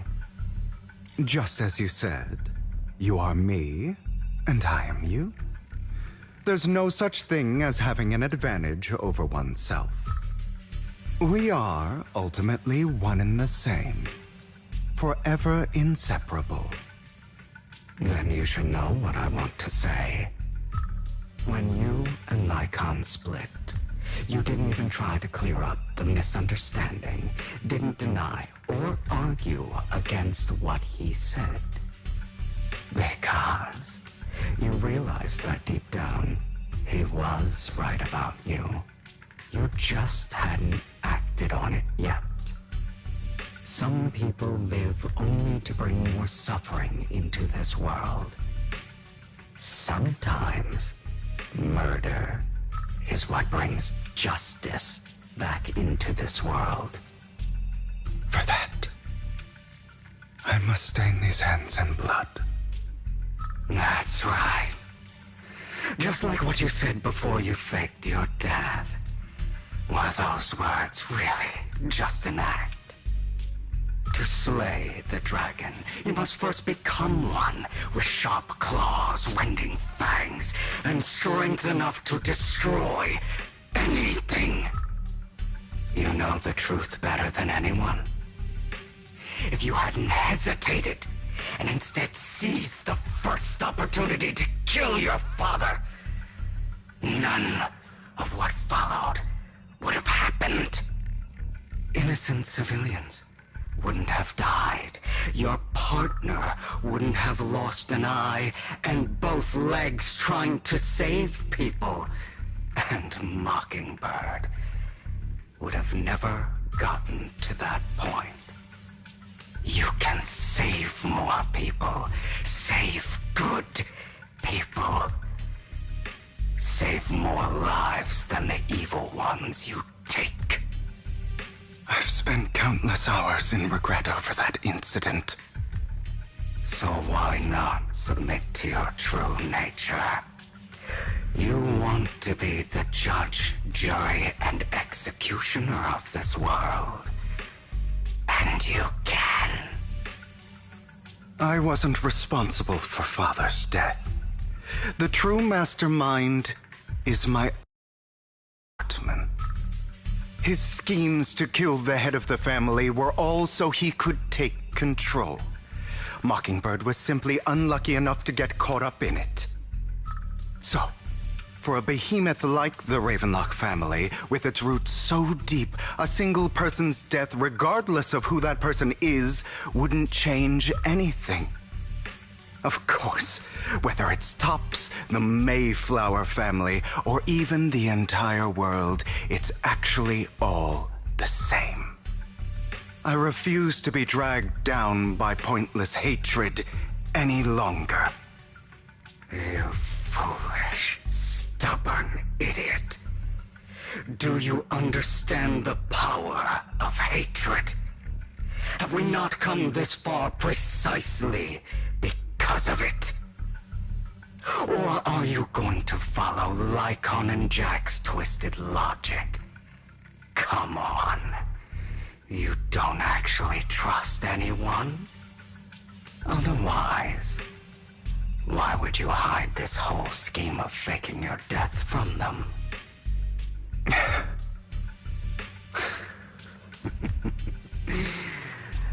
You've built an impenetrable wall around your heart, keeping everyone out.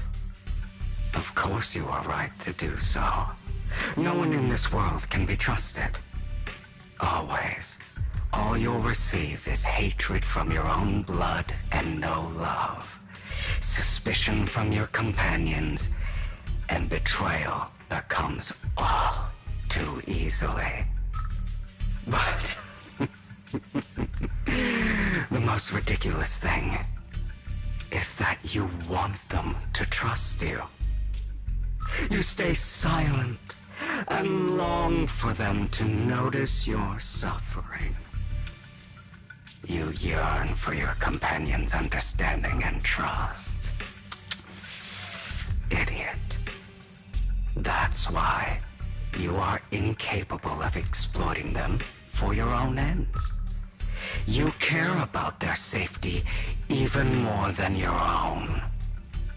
But remember, only the weak need companions.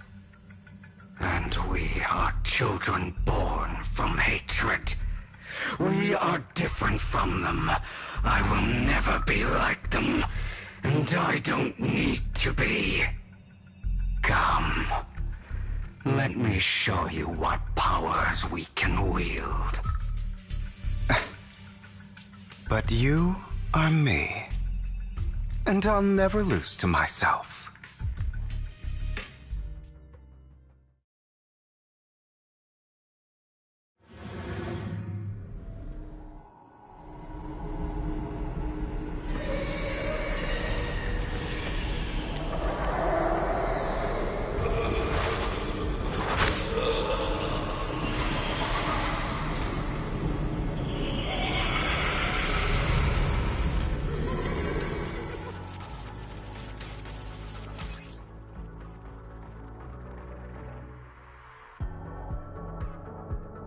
Think about all the injustice you've suffered.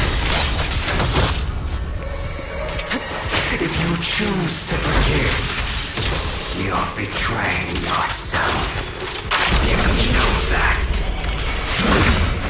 Letting you consume me would be the real betrayal to myself.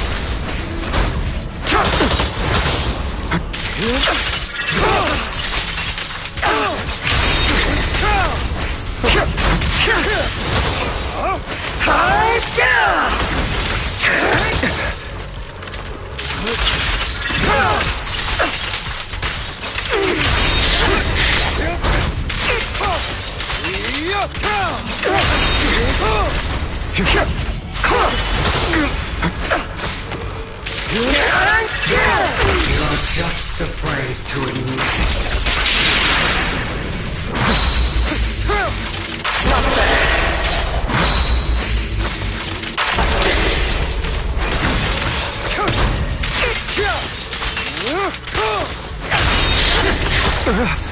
Is that all?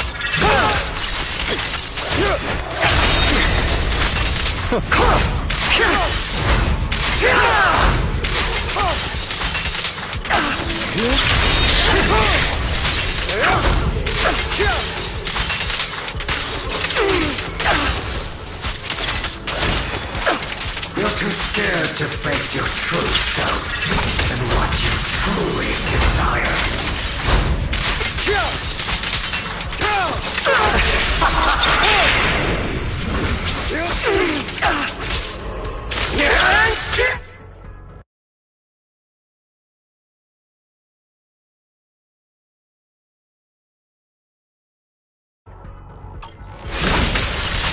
Prostrate yourself before the abyss. Beg for mercy.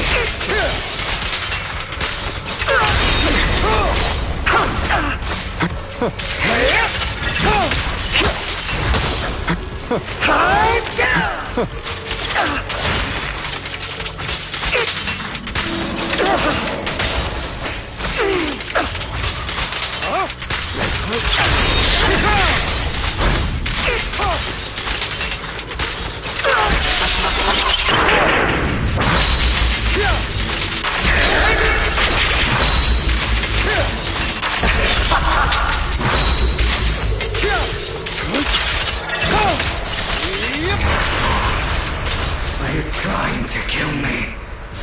You think you can just get rid of me?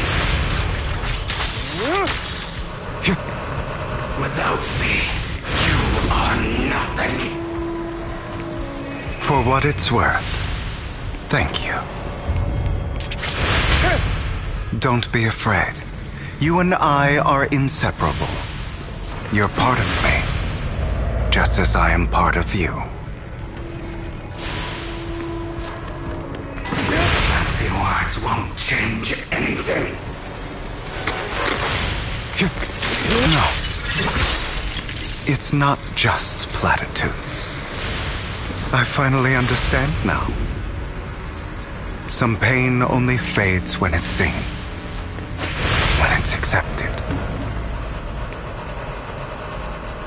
So I won't fight you anymore. I won't hate myself anymore. Weakness, hatred, malice, strength, forgiveness, Justice.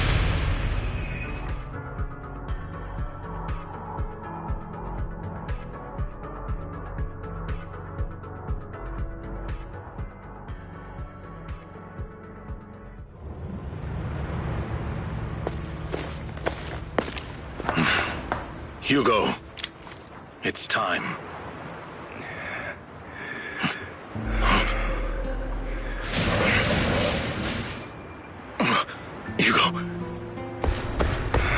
Hugo, you...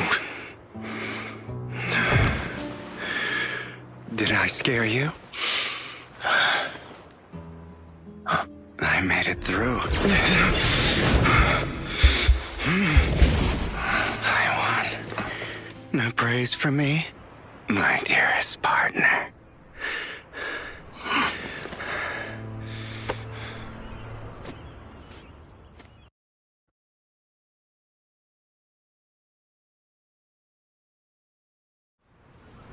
This is just like what I saw in my dream. I guess there are still some lingering side effects.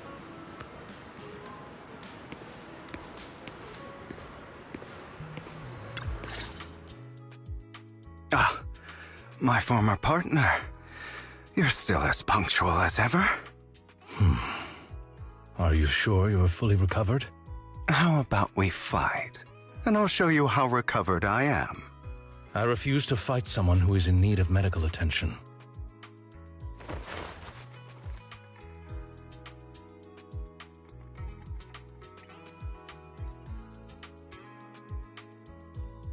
How thoughtful. I'm touched. Or perhaps is this simply part of Victoria Housekeeping's professional care? I'd rather you not starve to death.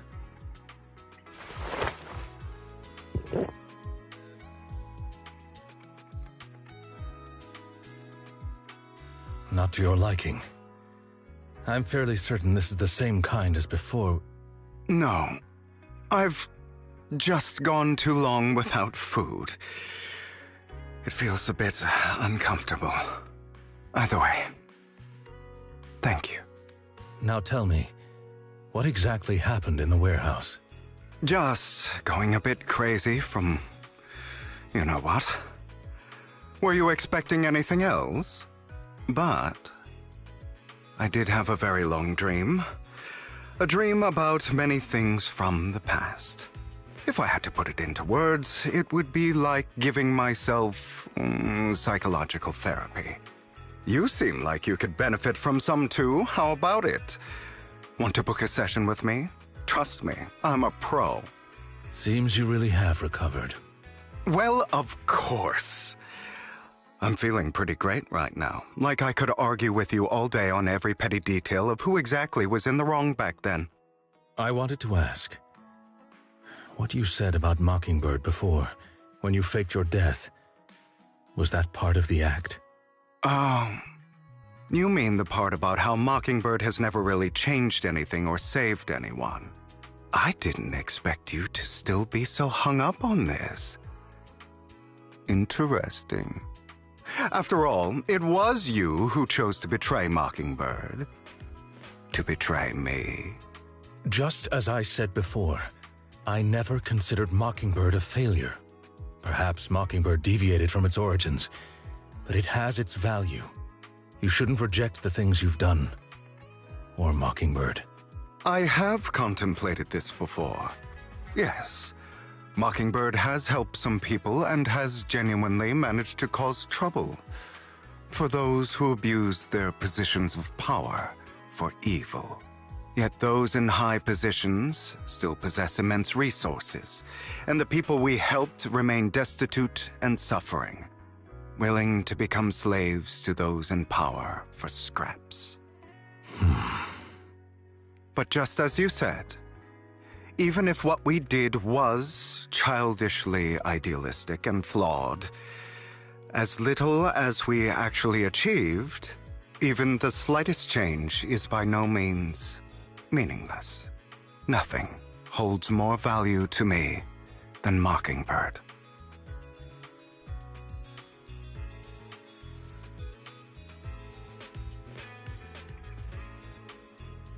All right, let's catch up later. I still have things to do, and need to wrap up my plan. I thought you would rest up first. As much as I would prefer that. My dear uncle and the Exaltus fanatics likely would not give me such an opportunity. If all has gone to plan, the fish will have taken the bait already. And if everything goes very well, I'll soon have solid evidence of the Ravenlock family's crimes. Well then, thank you for your assistance, former partner. Let's part ways here. I'll go with you. Lycon, surely you don't think that because I just recovered, I'm too weak to deal with those useless fools. Hartman's actions will disturb the safety of New Eridu. As I serve the mayor, I should intervene. Very well, whatever. Let's go. And don't slow me down.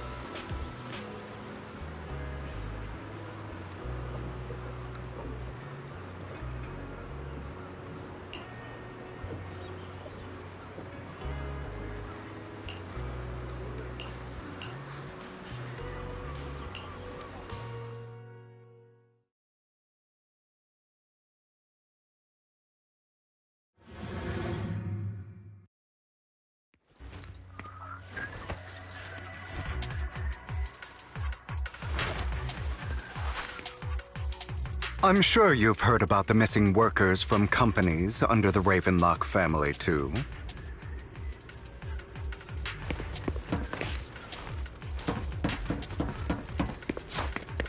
I know where they are. Those are Ravenlock's men. The workers with them are the victims who were tricked into going into the Hollow.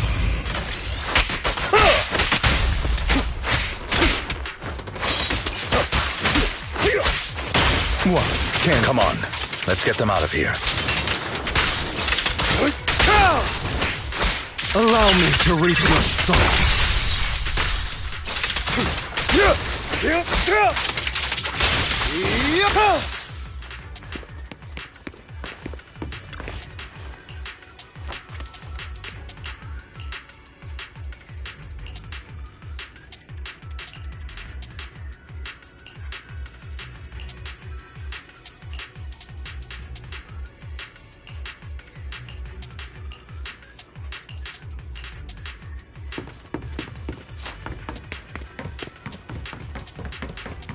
Bunch of nobodies.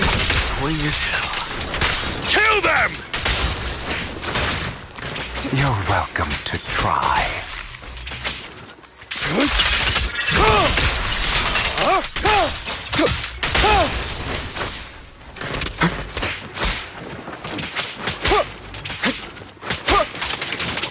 Scram before I get angry.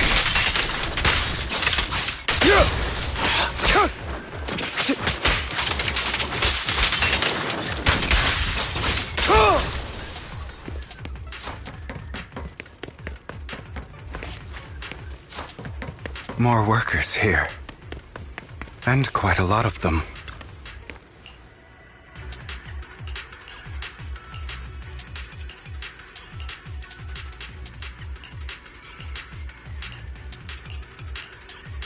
Is Hartman behind this, too? Of course. He threw them into the hollow like offerings for the Exaltists. To him, those workers are just another resource, no different from the ether his company mines in the hollow.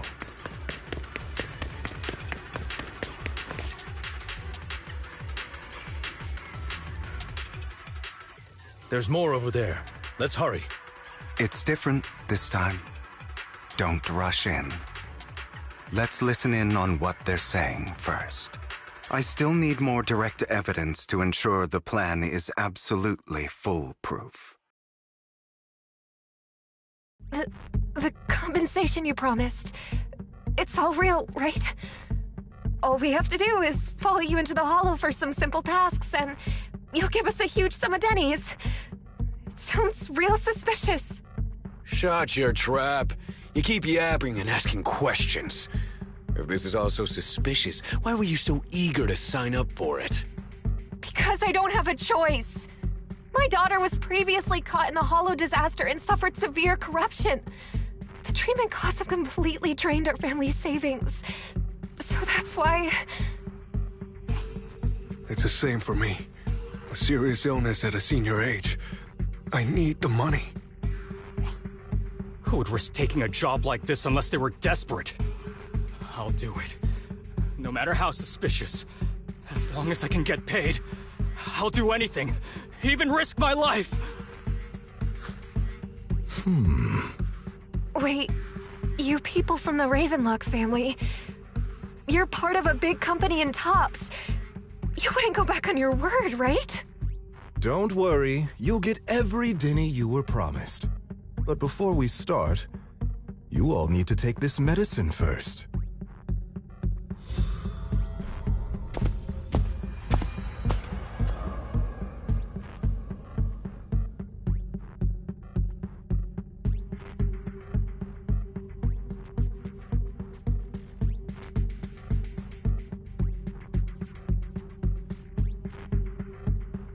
Bro, should we really be doing this already? These workers keep talking. We're wasting time like this.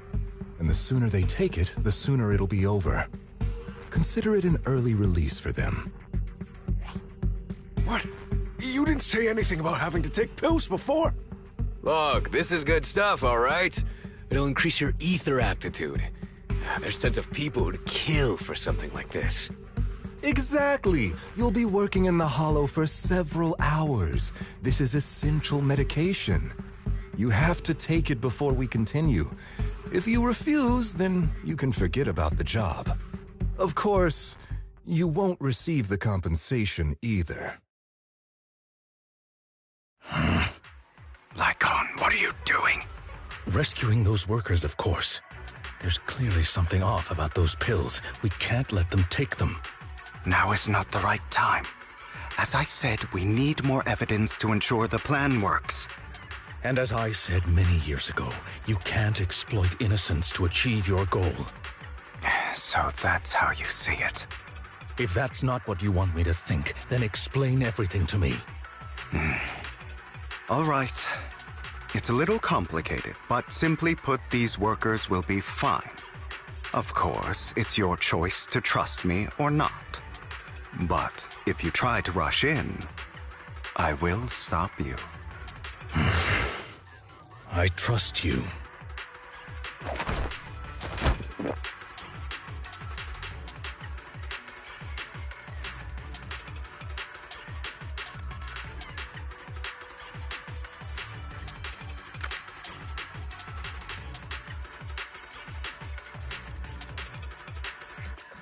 All right.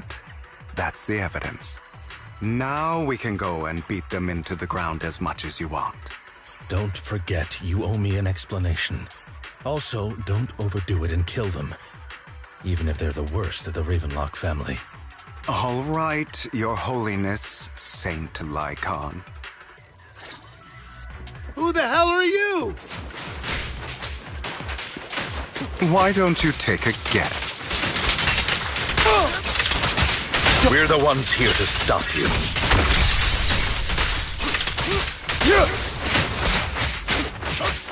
Can't remember the last time we worked this well as a team.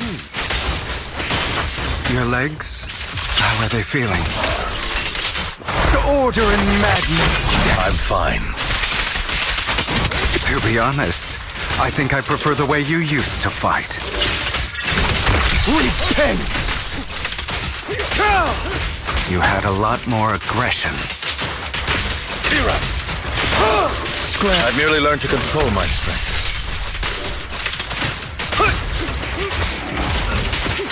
When I need to be aggressive, I will be. The end is nigh. God damn it!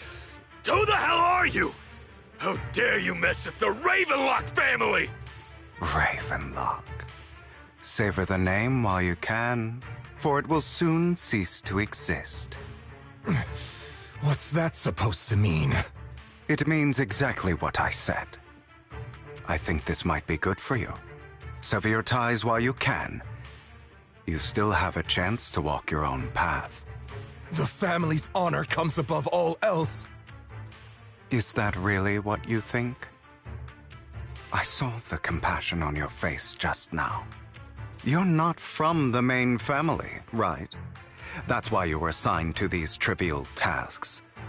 But in reality, there's no need for you to keep playing this boring game for them. I don't have a choice. From the moment I was born into the Ravenlock family, You always have a choice, if you're willing to act.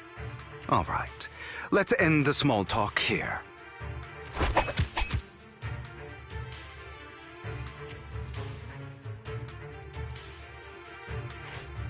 Don't worry, Lycon. I didn't hit them too hard, just enough to keep them quiet. How's that? My acting's pretty good, right? As always, a certain someone should take some lessons from you. I'll leave the rest to you then. Okie dokie.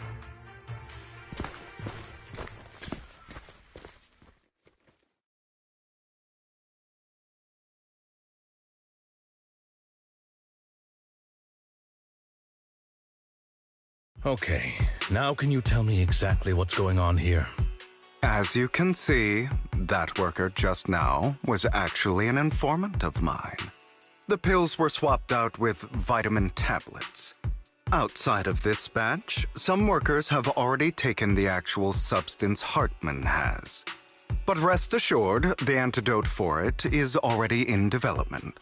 I found the best in the field to help, and with the data I collected before, we should have results soon. I wanted to ask. The reason you decided to lock yourself in a room and endure the effects of the drug, besides getting evidence, it was also to collect data on this drug in order to create an antidote, correct? It seems you're not completely beyond hope. I thought you were just being stubborn. Sometimes I wonder if you know me at all. Then, I have one last question. Why did you never tell me any of this back then? The truth is, I heard everything. That entire conversation between you and Jack. Before he passed away in that small attic. When Jack called you aside and gave you those warnings. When he told me you might go down the wrong path? That's right. You never said anything. What would I even do? Scream and rage over your suspicions, or get on my knees and beg for you to trust me? You know there's no way I'd allow myself to do such a thing. Besides, back then, even I was confused about myself. Jack, he... It's all in the past. You don't need to explain anything to me. Enough. We should get going. If we're going to reminisce over the past, we should find a more suitable location.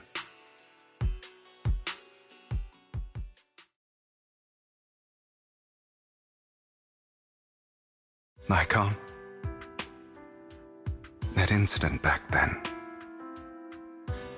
I didn't do it. It was a scheme Hartman devised to take over the family. It was Hartman who killed my father, too. I only discovered the truth long after the fact. I did indeed attack my father, and I thought he was dead. But he wasn't. I couldn't kill him.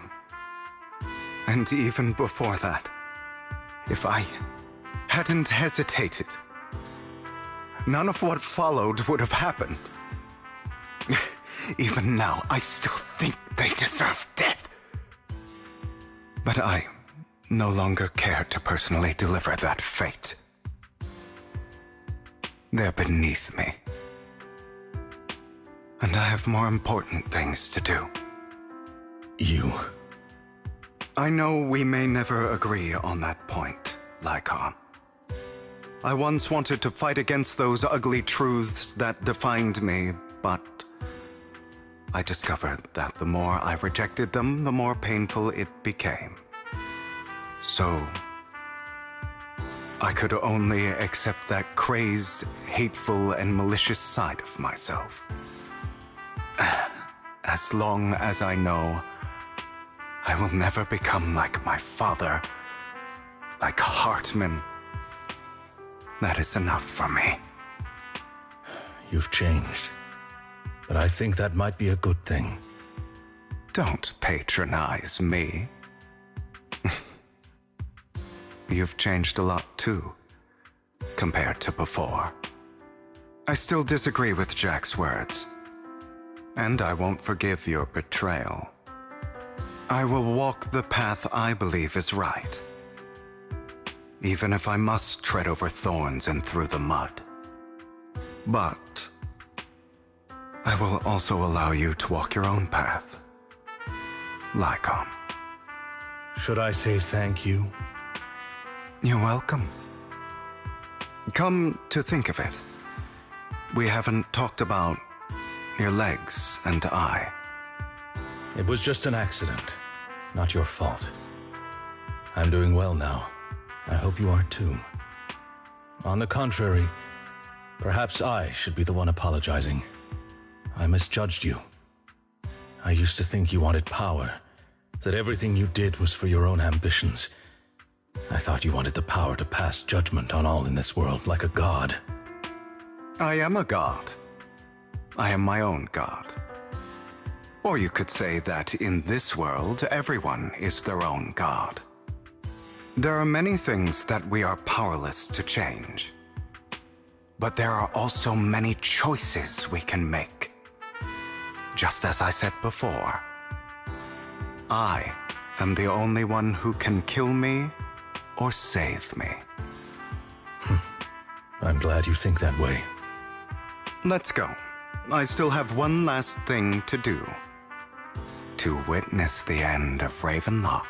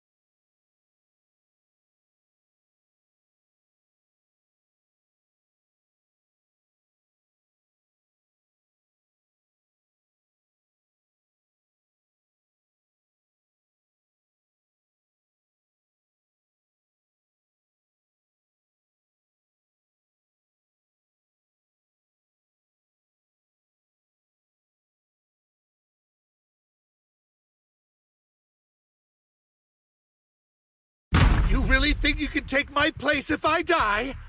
Never, you filthy bastard! Your little tricks mean nothing.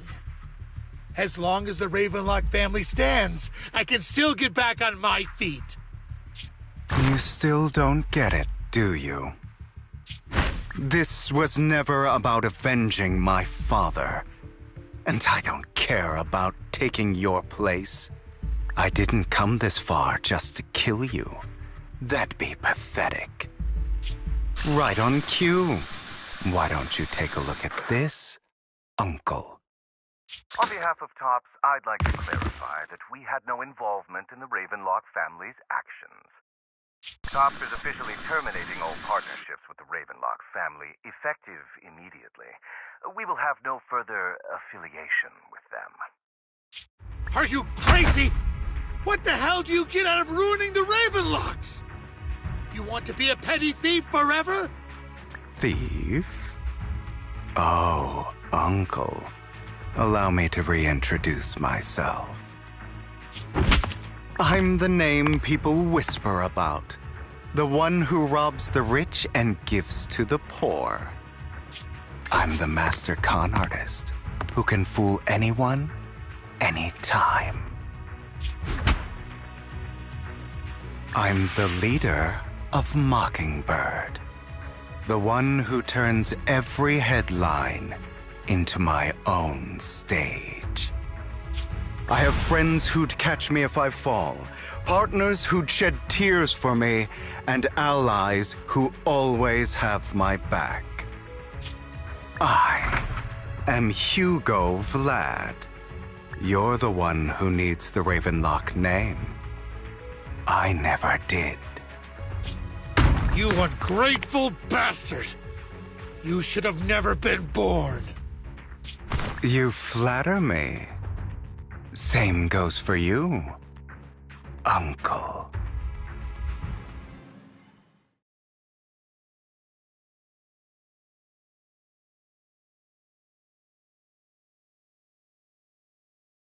You've done well, Vivian. You had better give me an explanation. And here I thought this would be a touching reunion. What's with all the anger? Hugo, I'm a member of Mockingbird too, and I mourned your death. Listen, Vivian. I don't want you or the people you cherish to get caught up in danger because of me. I've always been selfish, so I don't hesitate to use you all as variables in my plans. But it is because I am selfish that I also don't want my failures to affect my treasured companions. In any case, if you were in the same position, would you not make the same decisions? Lycon's taking care of everything outside. We should go. Also, Belle, thank you. And I'm sorry for the whole act where I threatened you. It was the only way for Hartman to drop his guard against you and leave you be. I, Hugo Vlad, am forever indebted to you.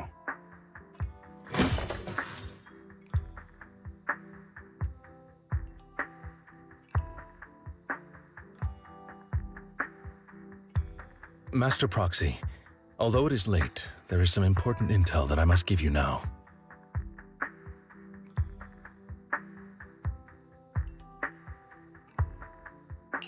So, Lycon, you knew about Hugo's plan to fake his death? I was simply playing along. After all, I could not determine whether Hugo's plan would pose a threat to you. You are a student of the mayor's late friend, and I am obligated to protect you. You still have that habit of finding awkward excuses when you're embarrassed. Mr. Hugo Vlad, if you have any important intelligence to share, please do so with haste. I need to return to rest before midnight.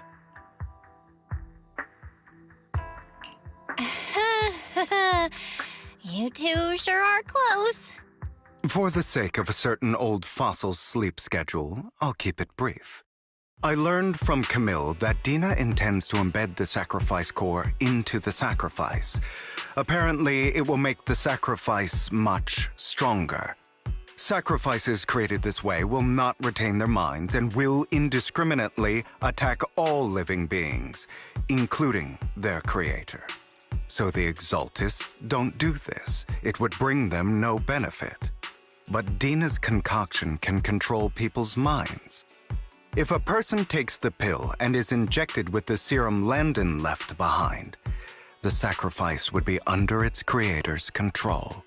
Although the dormant sacrifice has been destroyed, Dina found a batch of that serum her father created and wants to create new sacrifices.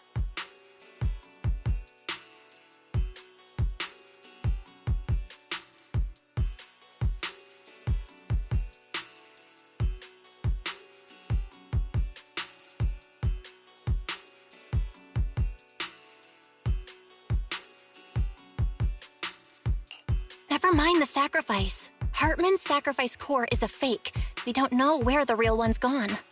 The real core has always been here. Here? In Lord Phaethon's video store?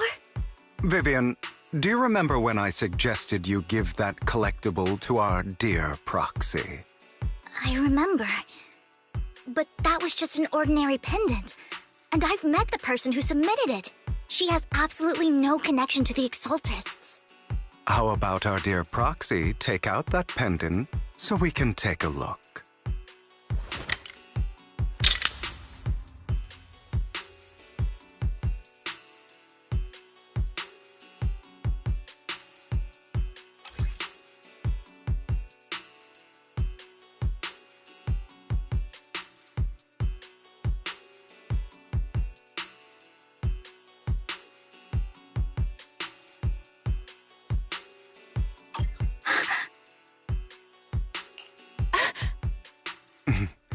I'll take your surprised expressions as a compliment for my little trick. I will hand over this core to the mayor as agreed. Since he fulfilled his promise to protect Vivian and the manager while I was pretending to be dead, I won't go back on my promises. No wonder the mayor would promote rhetoric favorable to Mockingbird.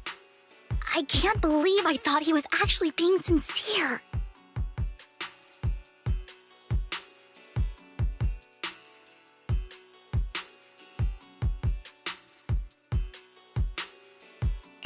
Since we have the sacrifice core, all we have to do now is stop Dina from using innocent people to make more sacrifices. Yes, and we need to destroy the last batch of Landon's serum. Hopefully with no options left, Dina will give up her obsession.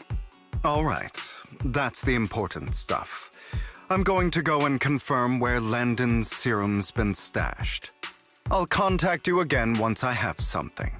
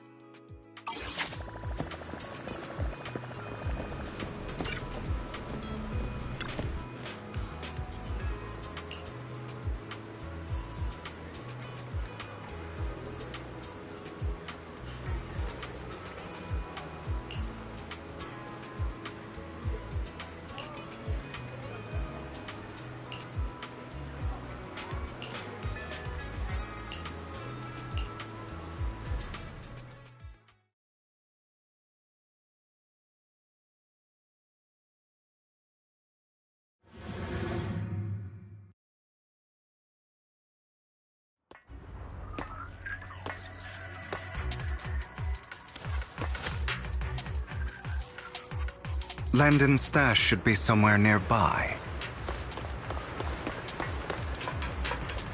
I did some digging. Some of the missing workers were brought here too.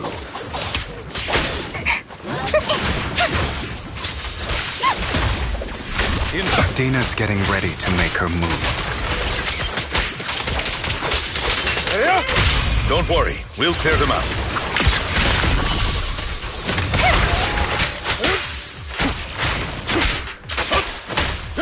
My turn.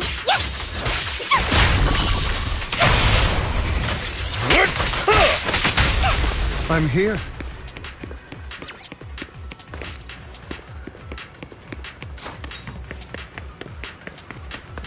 They're trying to destroy the goods! Stop them!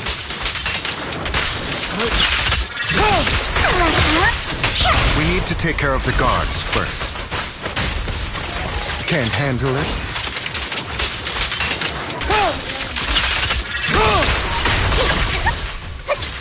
Some of the serum is stored in this warehouse.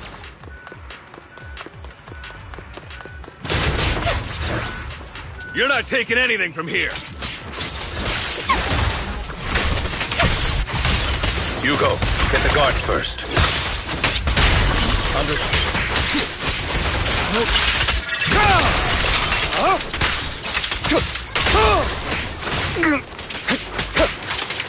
Don't get hit.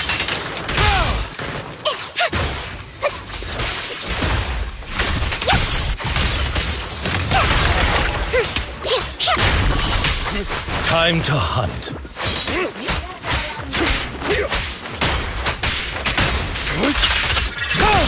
The end is not. You just stepped into your own grave!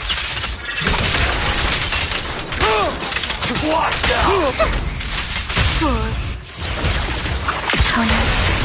Don't look straight at the moon. Take this. As you wish.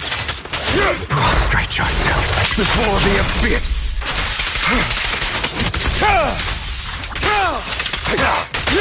Allow me to reap your sword. I'm not opposed. Listen this power! Truth is a beloved fairy tale. I'll take you! Who dares get between me and Lord Satan?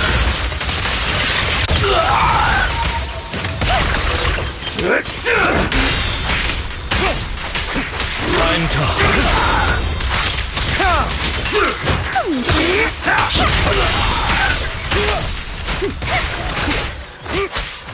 What it frees all evil! More of Landon's serum survives than expected. Fortunately, since they're still here, it means Dina hasn't executed the final step of her plan. There's likely a lot more stashed around here, and we have yet to locate the missing people. Our actions here won't go unnoticed. Perhaps they're making plans to deal with us on their side. With Landon and Dina's concoctions combined, she may be capable of creating a sacrifice that obeys her.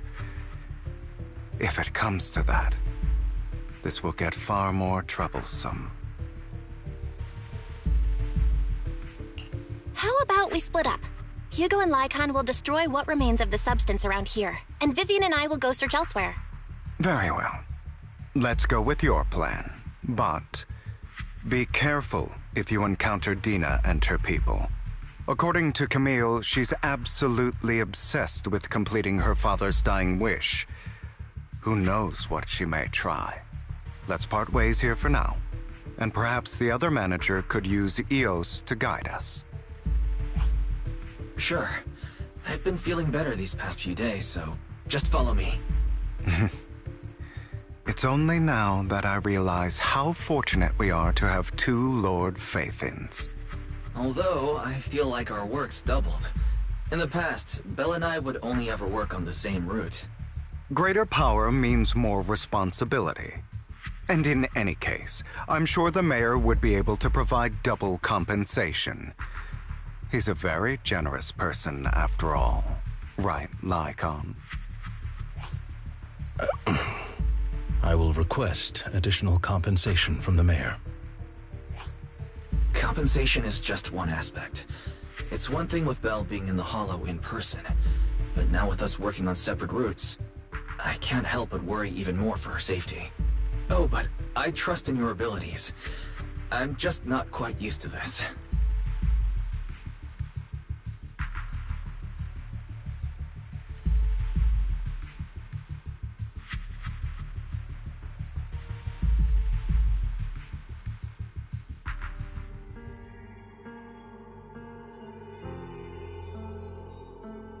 This is the future I saw. Lord Pathan.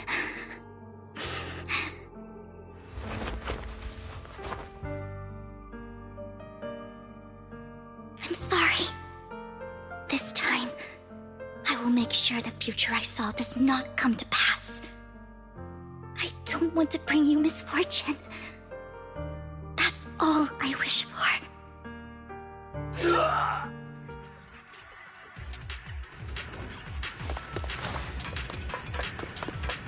Leave this to me, Lord Pathan.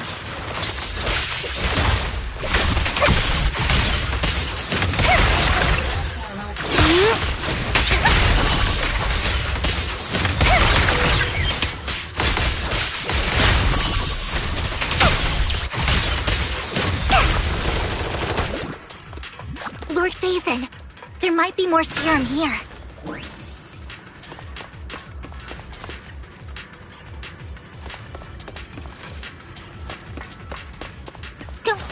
How dare you steal from Lady Dina! I'll try to go easy on you. No.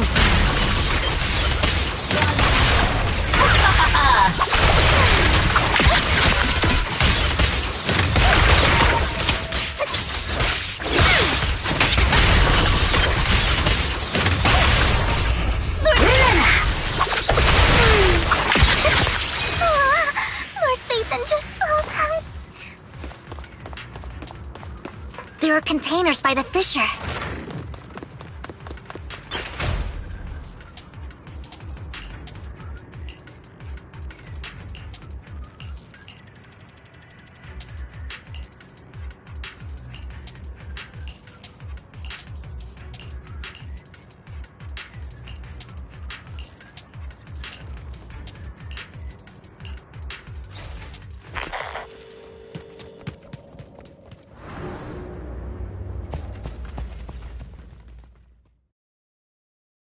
It must have been tough for you to find this place. Vivian, if you had stayed out of it, I wouldn't be so eager to get rid of you. Those people have been taken to safety. You're all out of options. They're just mere test subjects. So what if they get away?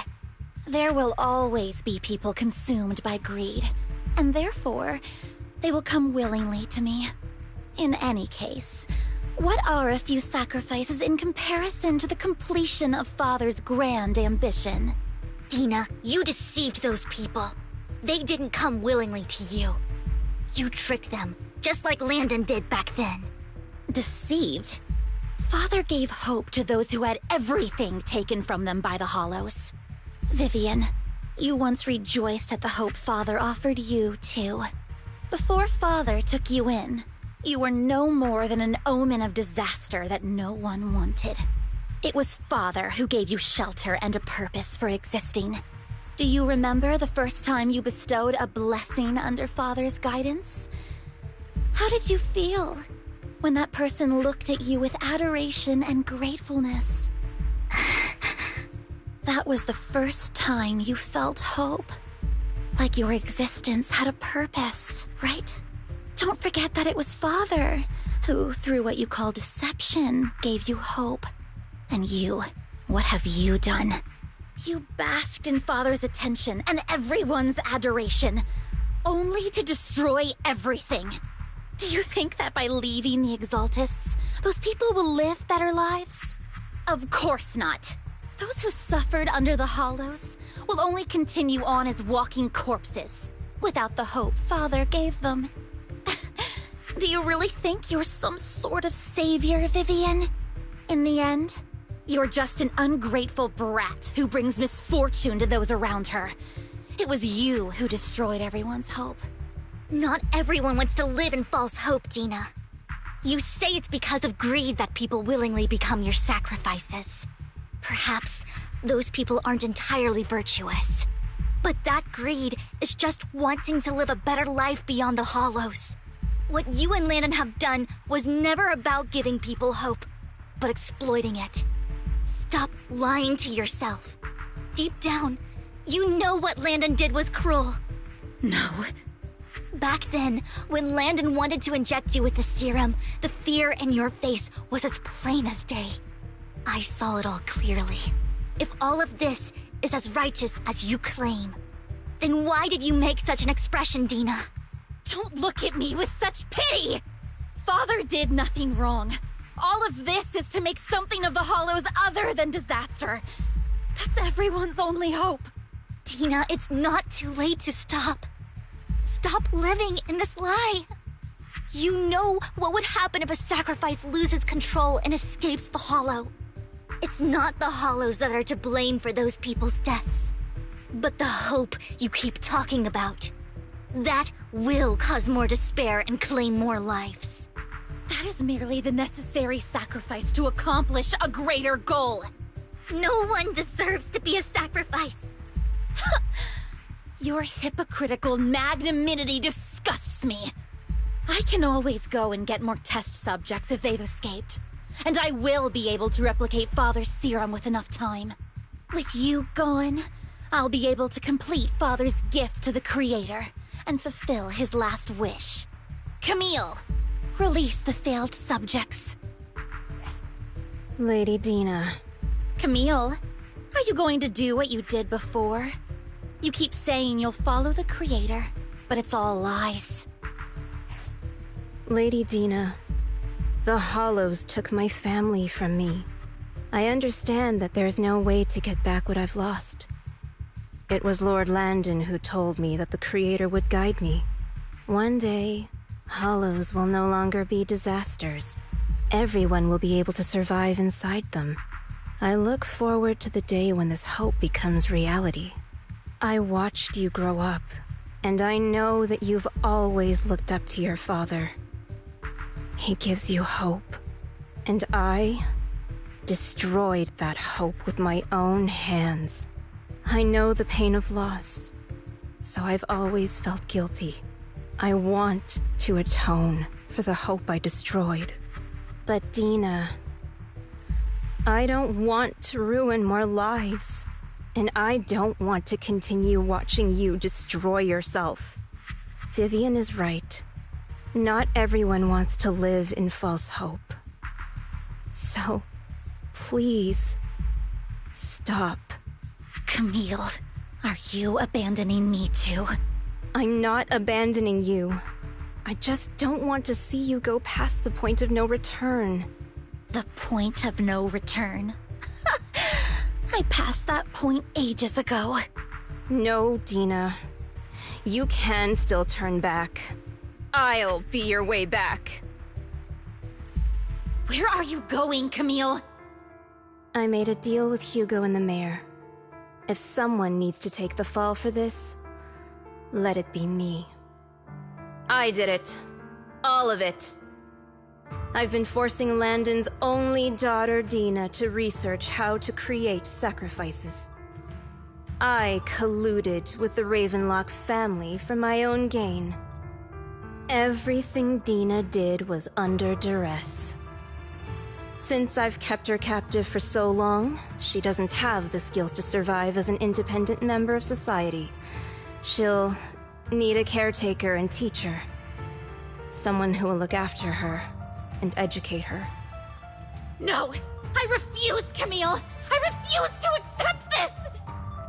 Dina, I'm going to dispose of those failed subjects. I won't allow it! You'll die! I won't allow it! You can't leave me. I command you! You've always followed my orders, and you will follow them now! It wasn't your orders that I've been following. My younger sister, who was stolen from me by the Hollows, also had such beautiful red hair. When Landon told me the Creator could bring me hope, you were standing there, right behind him. I was certain, then and there, that this was the hope the Creator had given me. Start over, Dina. You still have so long, so much time. You'll make friends, find people who love you, and make many beautiful memories.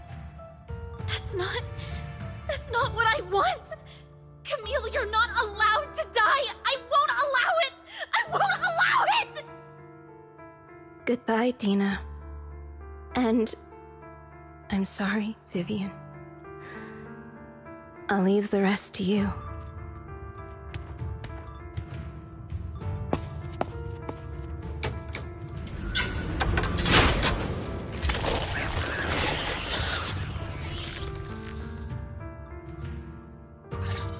Let's take out these ethereals first. Look around! We can't let Camille's efforts go to waste.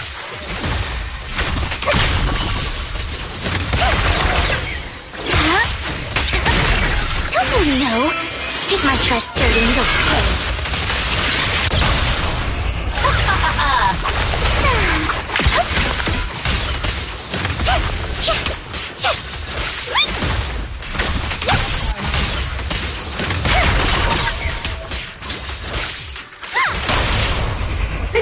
What's up?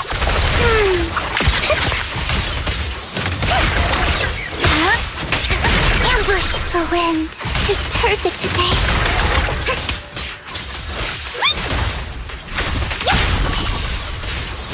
Let's go after Dina, Lord Faith.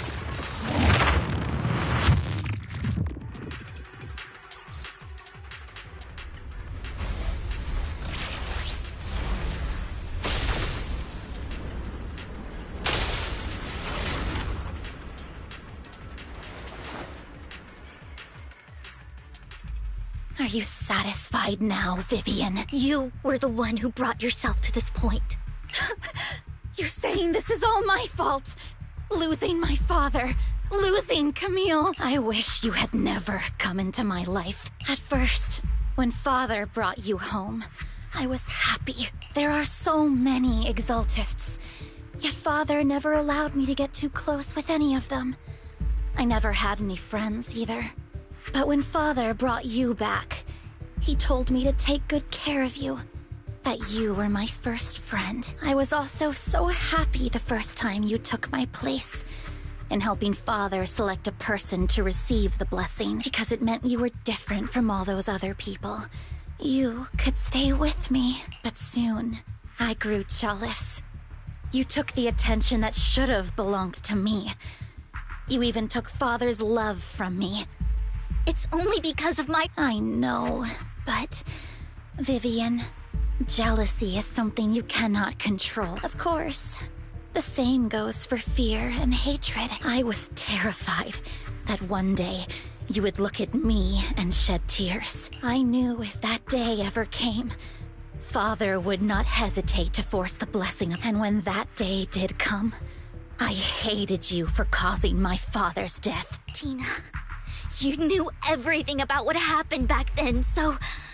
Why are you still defending Landon? And why didn't you tell me back then?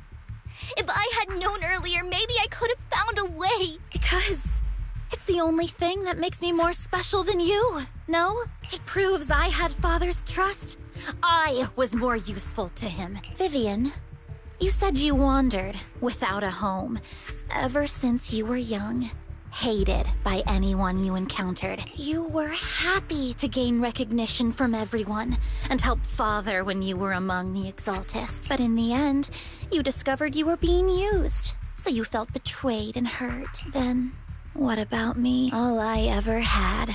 I've never known a life outside of the Exaltists. Ever since I was young, my only purpose was to help Father select who was to be blessed.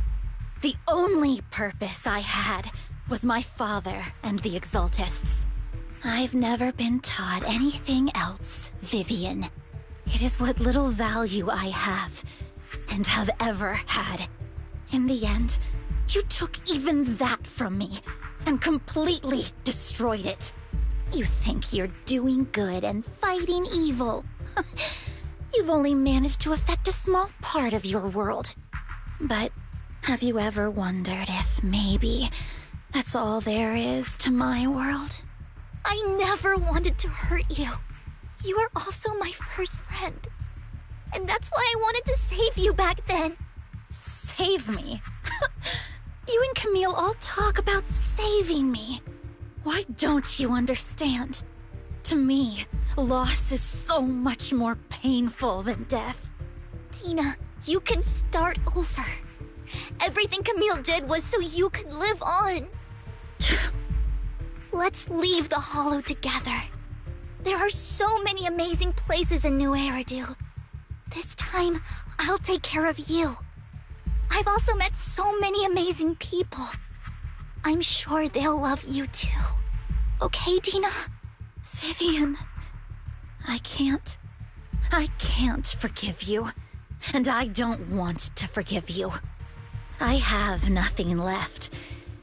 If what little hatred I do still harbor were taken from me, well, I refuse to be so pitiful. I won't apologize, Vivian.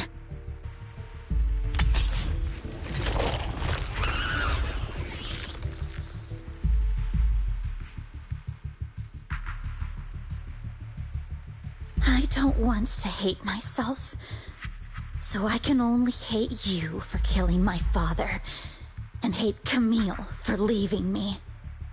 That's just the kind of person I am. Hateful and despicable. I refuse to owe anyone anything. I refuse to feel regret. I won't. Vivian, I will keep hating you. I will take all who are precious to you.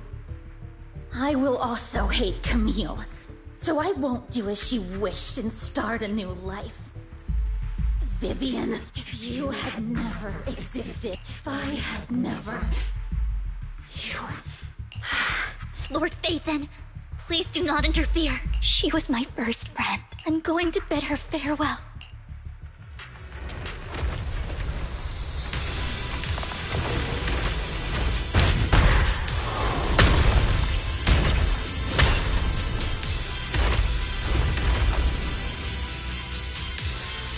Tina, soon the pain will be over.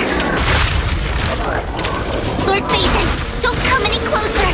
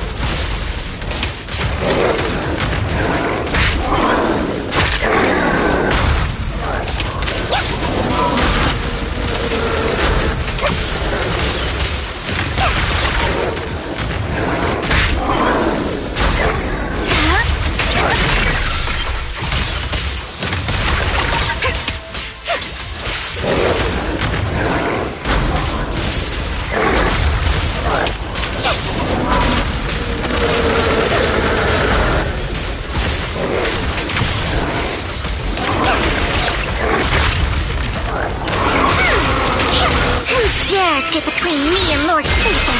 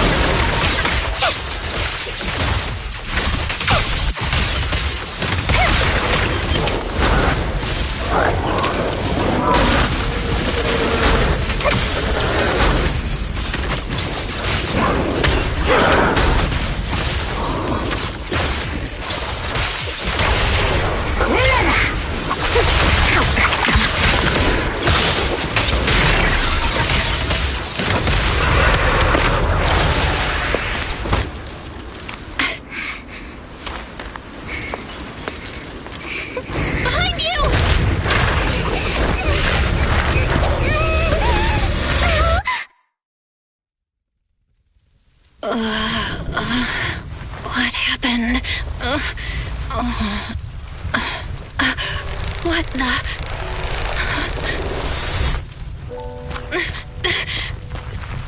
Vivian! Belle, don't come near me. This is my own choice.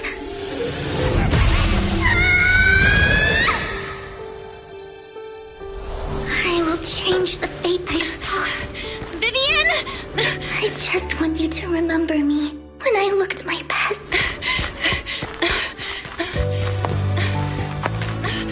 Vivian! Vivian, your body. I'm sorry you had to see me like this, but I don't want to be the one that only brings misfortune anymore. No, please. No. It's so warm, and the night is beautiful.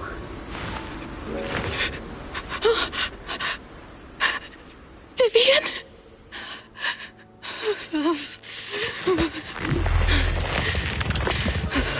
No. It can't end like this!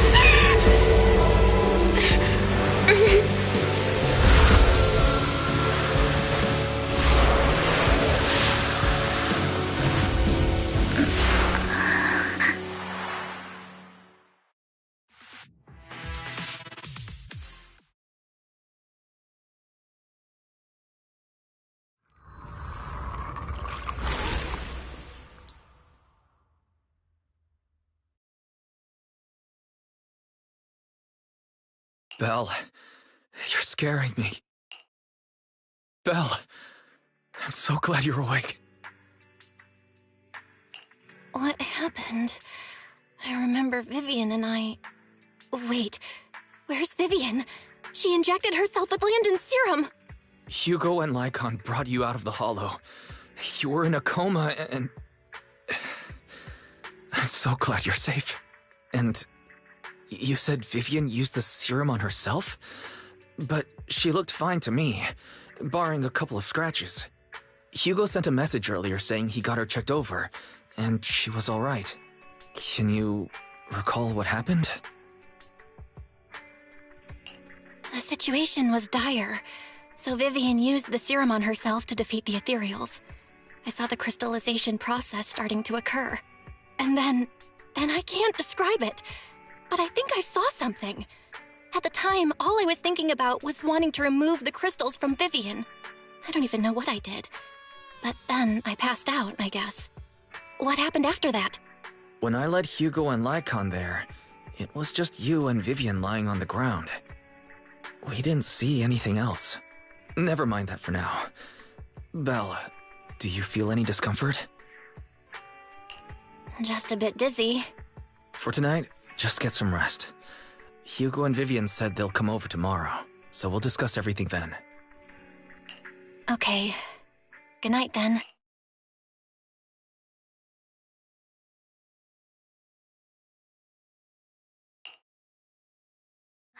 Lord Phaethon! How are you feeling? No headaches? Leg pains? Heart palpitations? Loss of appetite? Vivian? I was just so worried. Sorry. Anyway, Lord Phaethon, I'm so glad you're okay. What happened this time was all my fault. You only became an ethereal to defeat Dina. If it weren't for you, neither of us would have made it out alive. So, what happened? Belle said she saw the crystallization process start, but I didn't see anything through Eos. Hugo, Lycon, did either of you guys see anything strange? Allow me to explain. Miss Vivian told us what happened after she awoke, and the mayor arranged a full medical checkup for her. Based on the results, Miss Vivian indeed shows mild corruption sequela. But if the crystallization process had already started, the lingering effects should be far more severe. To be precise, if the process had already reached the point of mass surface crystallization, it should have taken no time at all to become an ethereal. So, The mayor theorizes that it was the etheric energy within Master Proxy's body that affected Vivian's condition and the surrounding etheric particles, causing Vivian's corruption to recede. Essentially, corruption is a reaction between the etheric particles inside the body and in the surrounding environment. Therefore, it's not necessarily irreversible, just that currently our mainstream method of defense is prevention. How come I didn't know I had this ability? How's it even possible for me to influence other people's etheric particles? That makes it sound like I can manipulate etheric energy at will. Master Proxy, you are special. This is a gift your teacher left you. Our teacher? So this has to do with her? I don't know all the details, so I cannot explain everything to you. My apologies. However, Miss Yixuan might be able to answer some of your questions. She will visit you sometime soon, so please feel free to ask her any questions you may have. She has quite an eccentric personality. If she causes you any inconvenience... If she causes trouble, can I file a complaint about her to you? Master Proxy, you have always been a people person, so I trust you will handle things just fine. That just makes me more worried. In any case, the mayor has asked me to give everyone his most sincere gratitude. Unfortunately, the mayor could not come personally, but has promised everyone a favor. Provided it's within his means, he will offer his unconditional assistance once. There is no time limit on this favor. Unconditional, What if I wanted his position as mayor?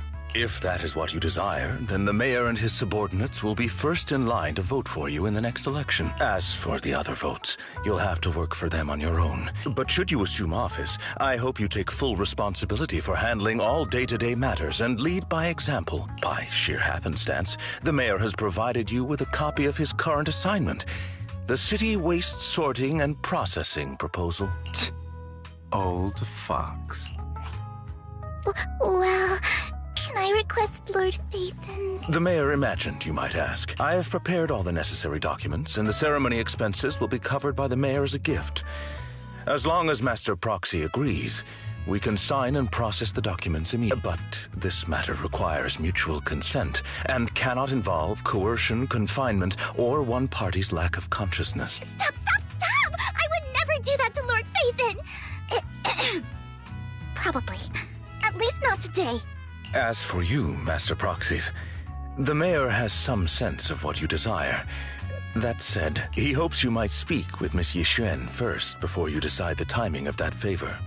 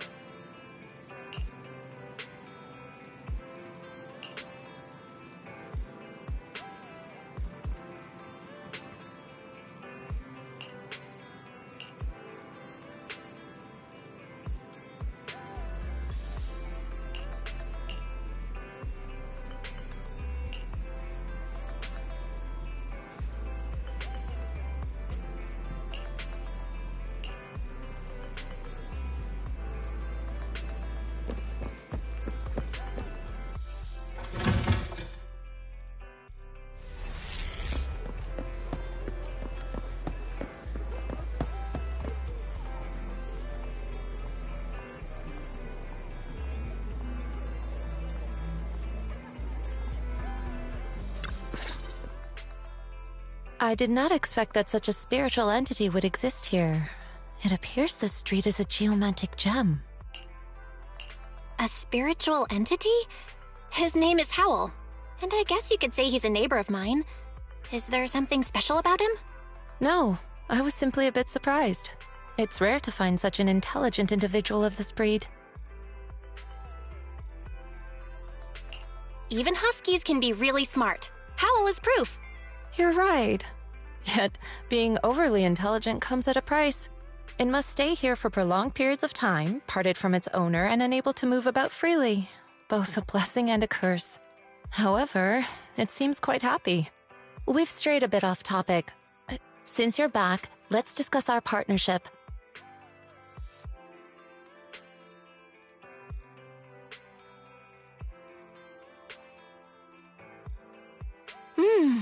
Nice job. Good air circulation, excellent layout. Very suitable for a business. Your bamboo here are also very energetic. It seems your fortune is good when it comes to wealth. Didn't expect you to understand feng shui. Thank you for your blessings. But who exactly are you? I suppose this is our first official meeting since parting ways in the Hollow. Now that both of you are present, allow me to reintroduce myself. My name is Yi Xuan, a mystic from Yunquei Summit. Wait, mystic? Like those people in movies who can tell your fortune and go around blessing people? This is my first time meeting one in real life. But what's Yunquei Summit? Just an ordinary sect of the mystic arts. Our disciples travel all across New Eridu and sometimes collaborate with authorities. Currently, I'm affiliated with the Hollow Investigative Association. Right now, however, I'm here to discuss a partnership in the name of the Mayflowers. So, what sort of partnership are we talking about? I have reviewed the documents provided by the Mayflowers. You previously underwent an implant surgery. After recent adjustments, abnormalities occurred. These abnormalities bear resemblance to the craft practiced by us at Yunquei Summit. If you are willing, I can teach you how to better control your abilities. To better control my abilities. It sounds great, but there's no such thing as a free lunch. Since you're willing to teach us your craft, Shifu, you must want something in return, right? That's right. Mayflower will have you join me for some investigations. Looking at my divination results, this will be a complicated and very likely dangerous matter. He's still going over the details, but should have more information for you soon. You can wait until then to decide.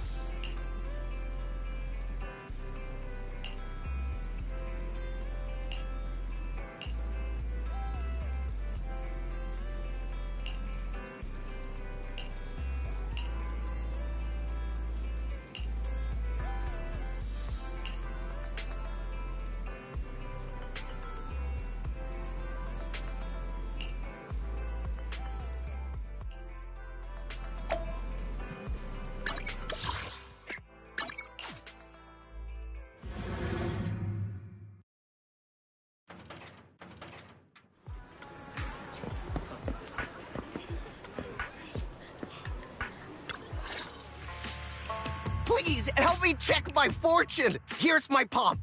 Look! I've looked it over. Huh?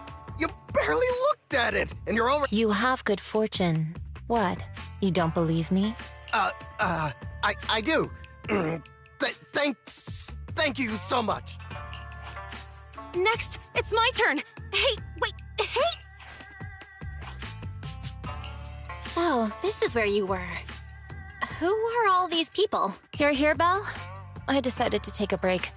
I didn't expect so many people to come seeking my divination services. Don't worry, I need no more than a simple spell to solve this matter. Fortune-telling services is 10,000 dennies per session. All gone? Good.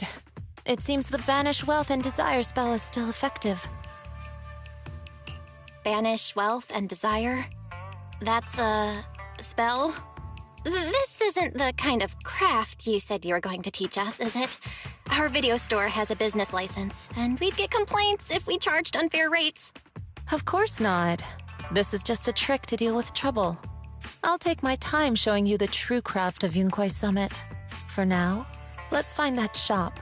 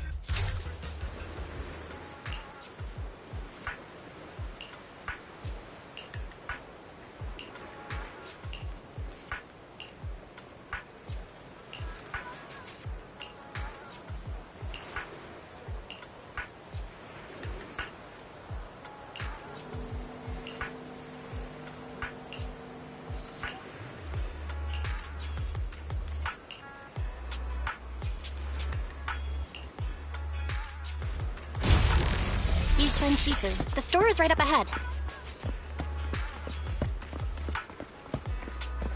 Yes, this is the place. Ah, this is the one. Seems it's closed. Another wasted trip. Not necessarily. 1 second, please.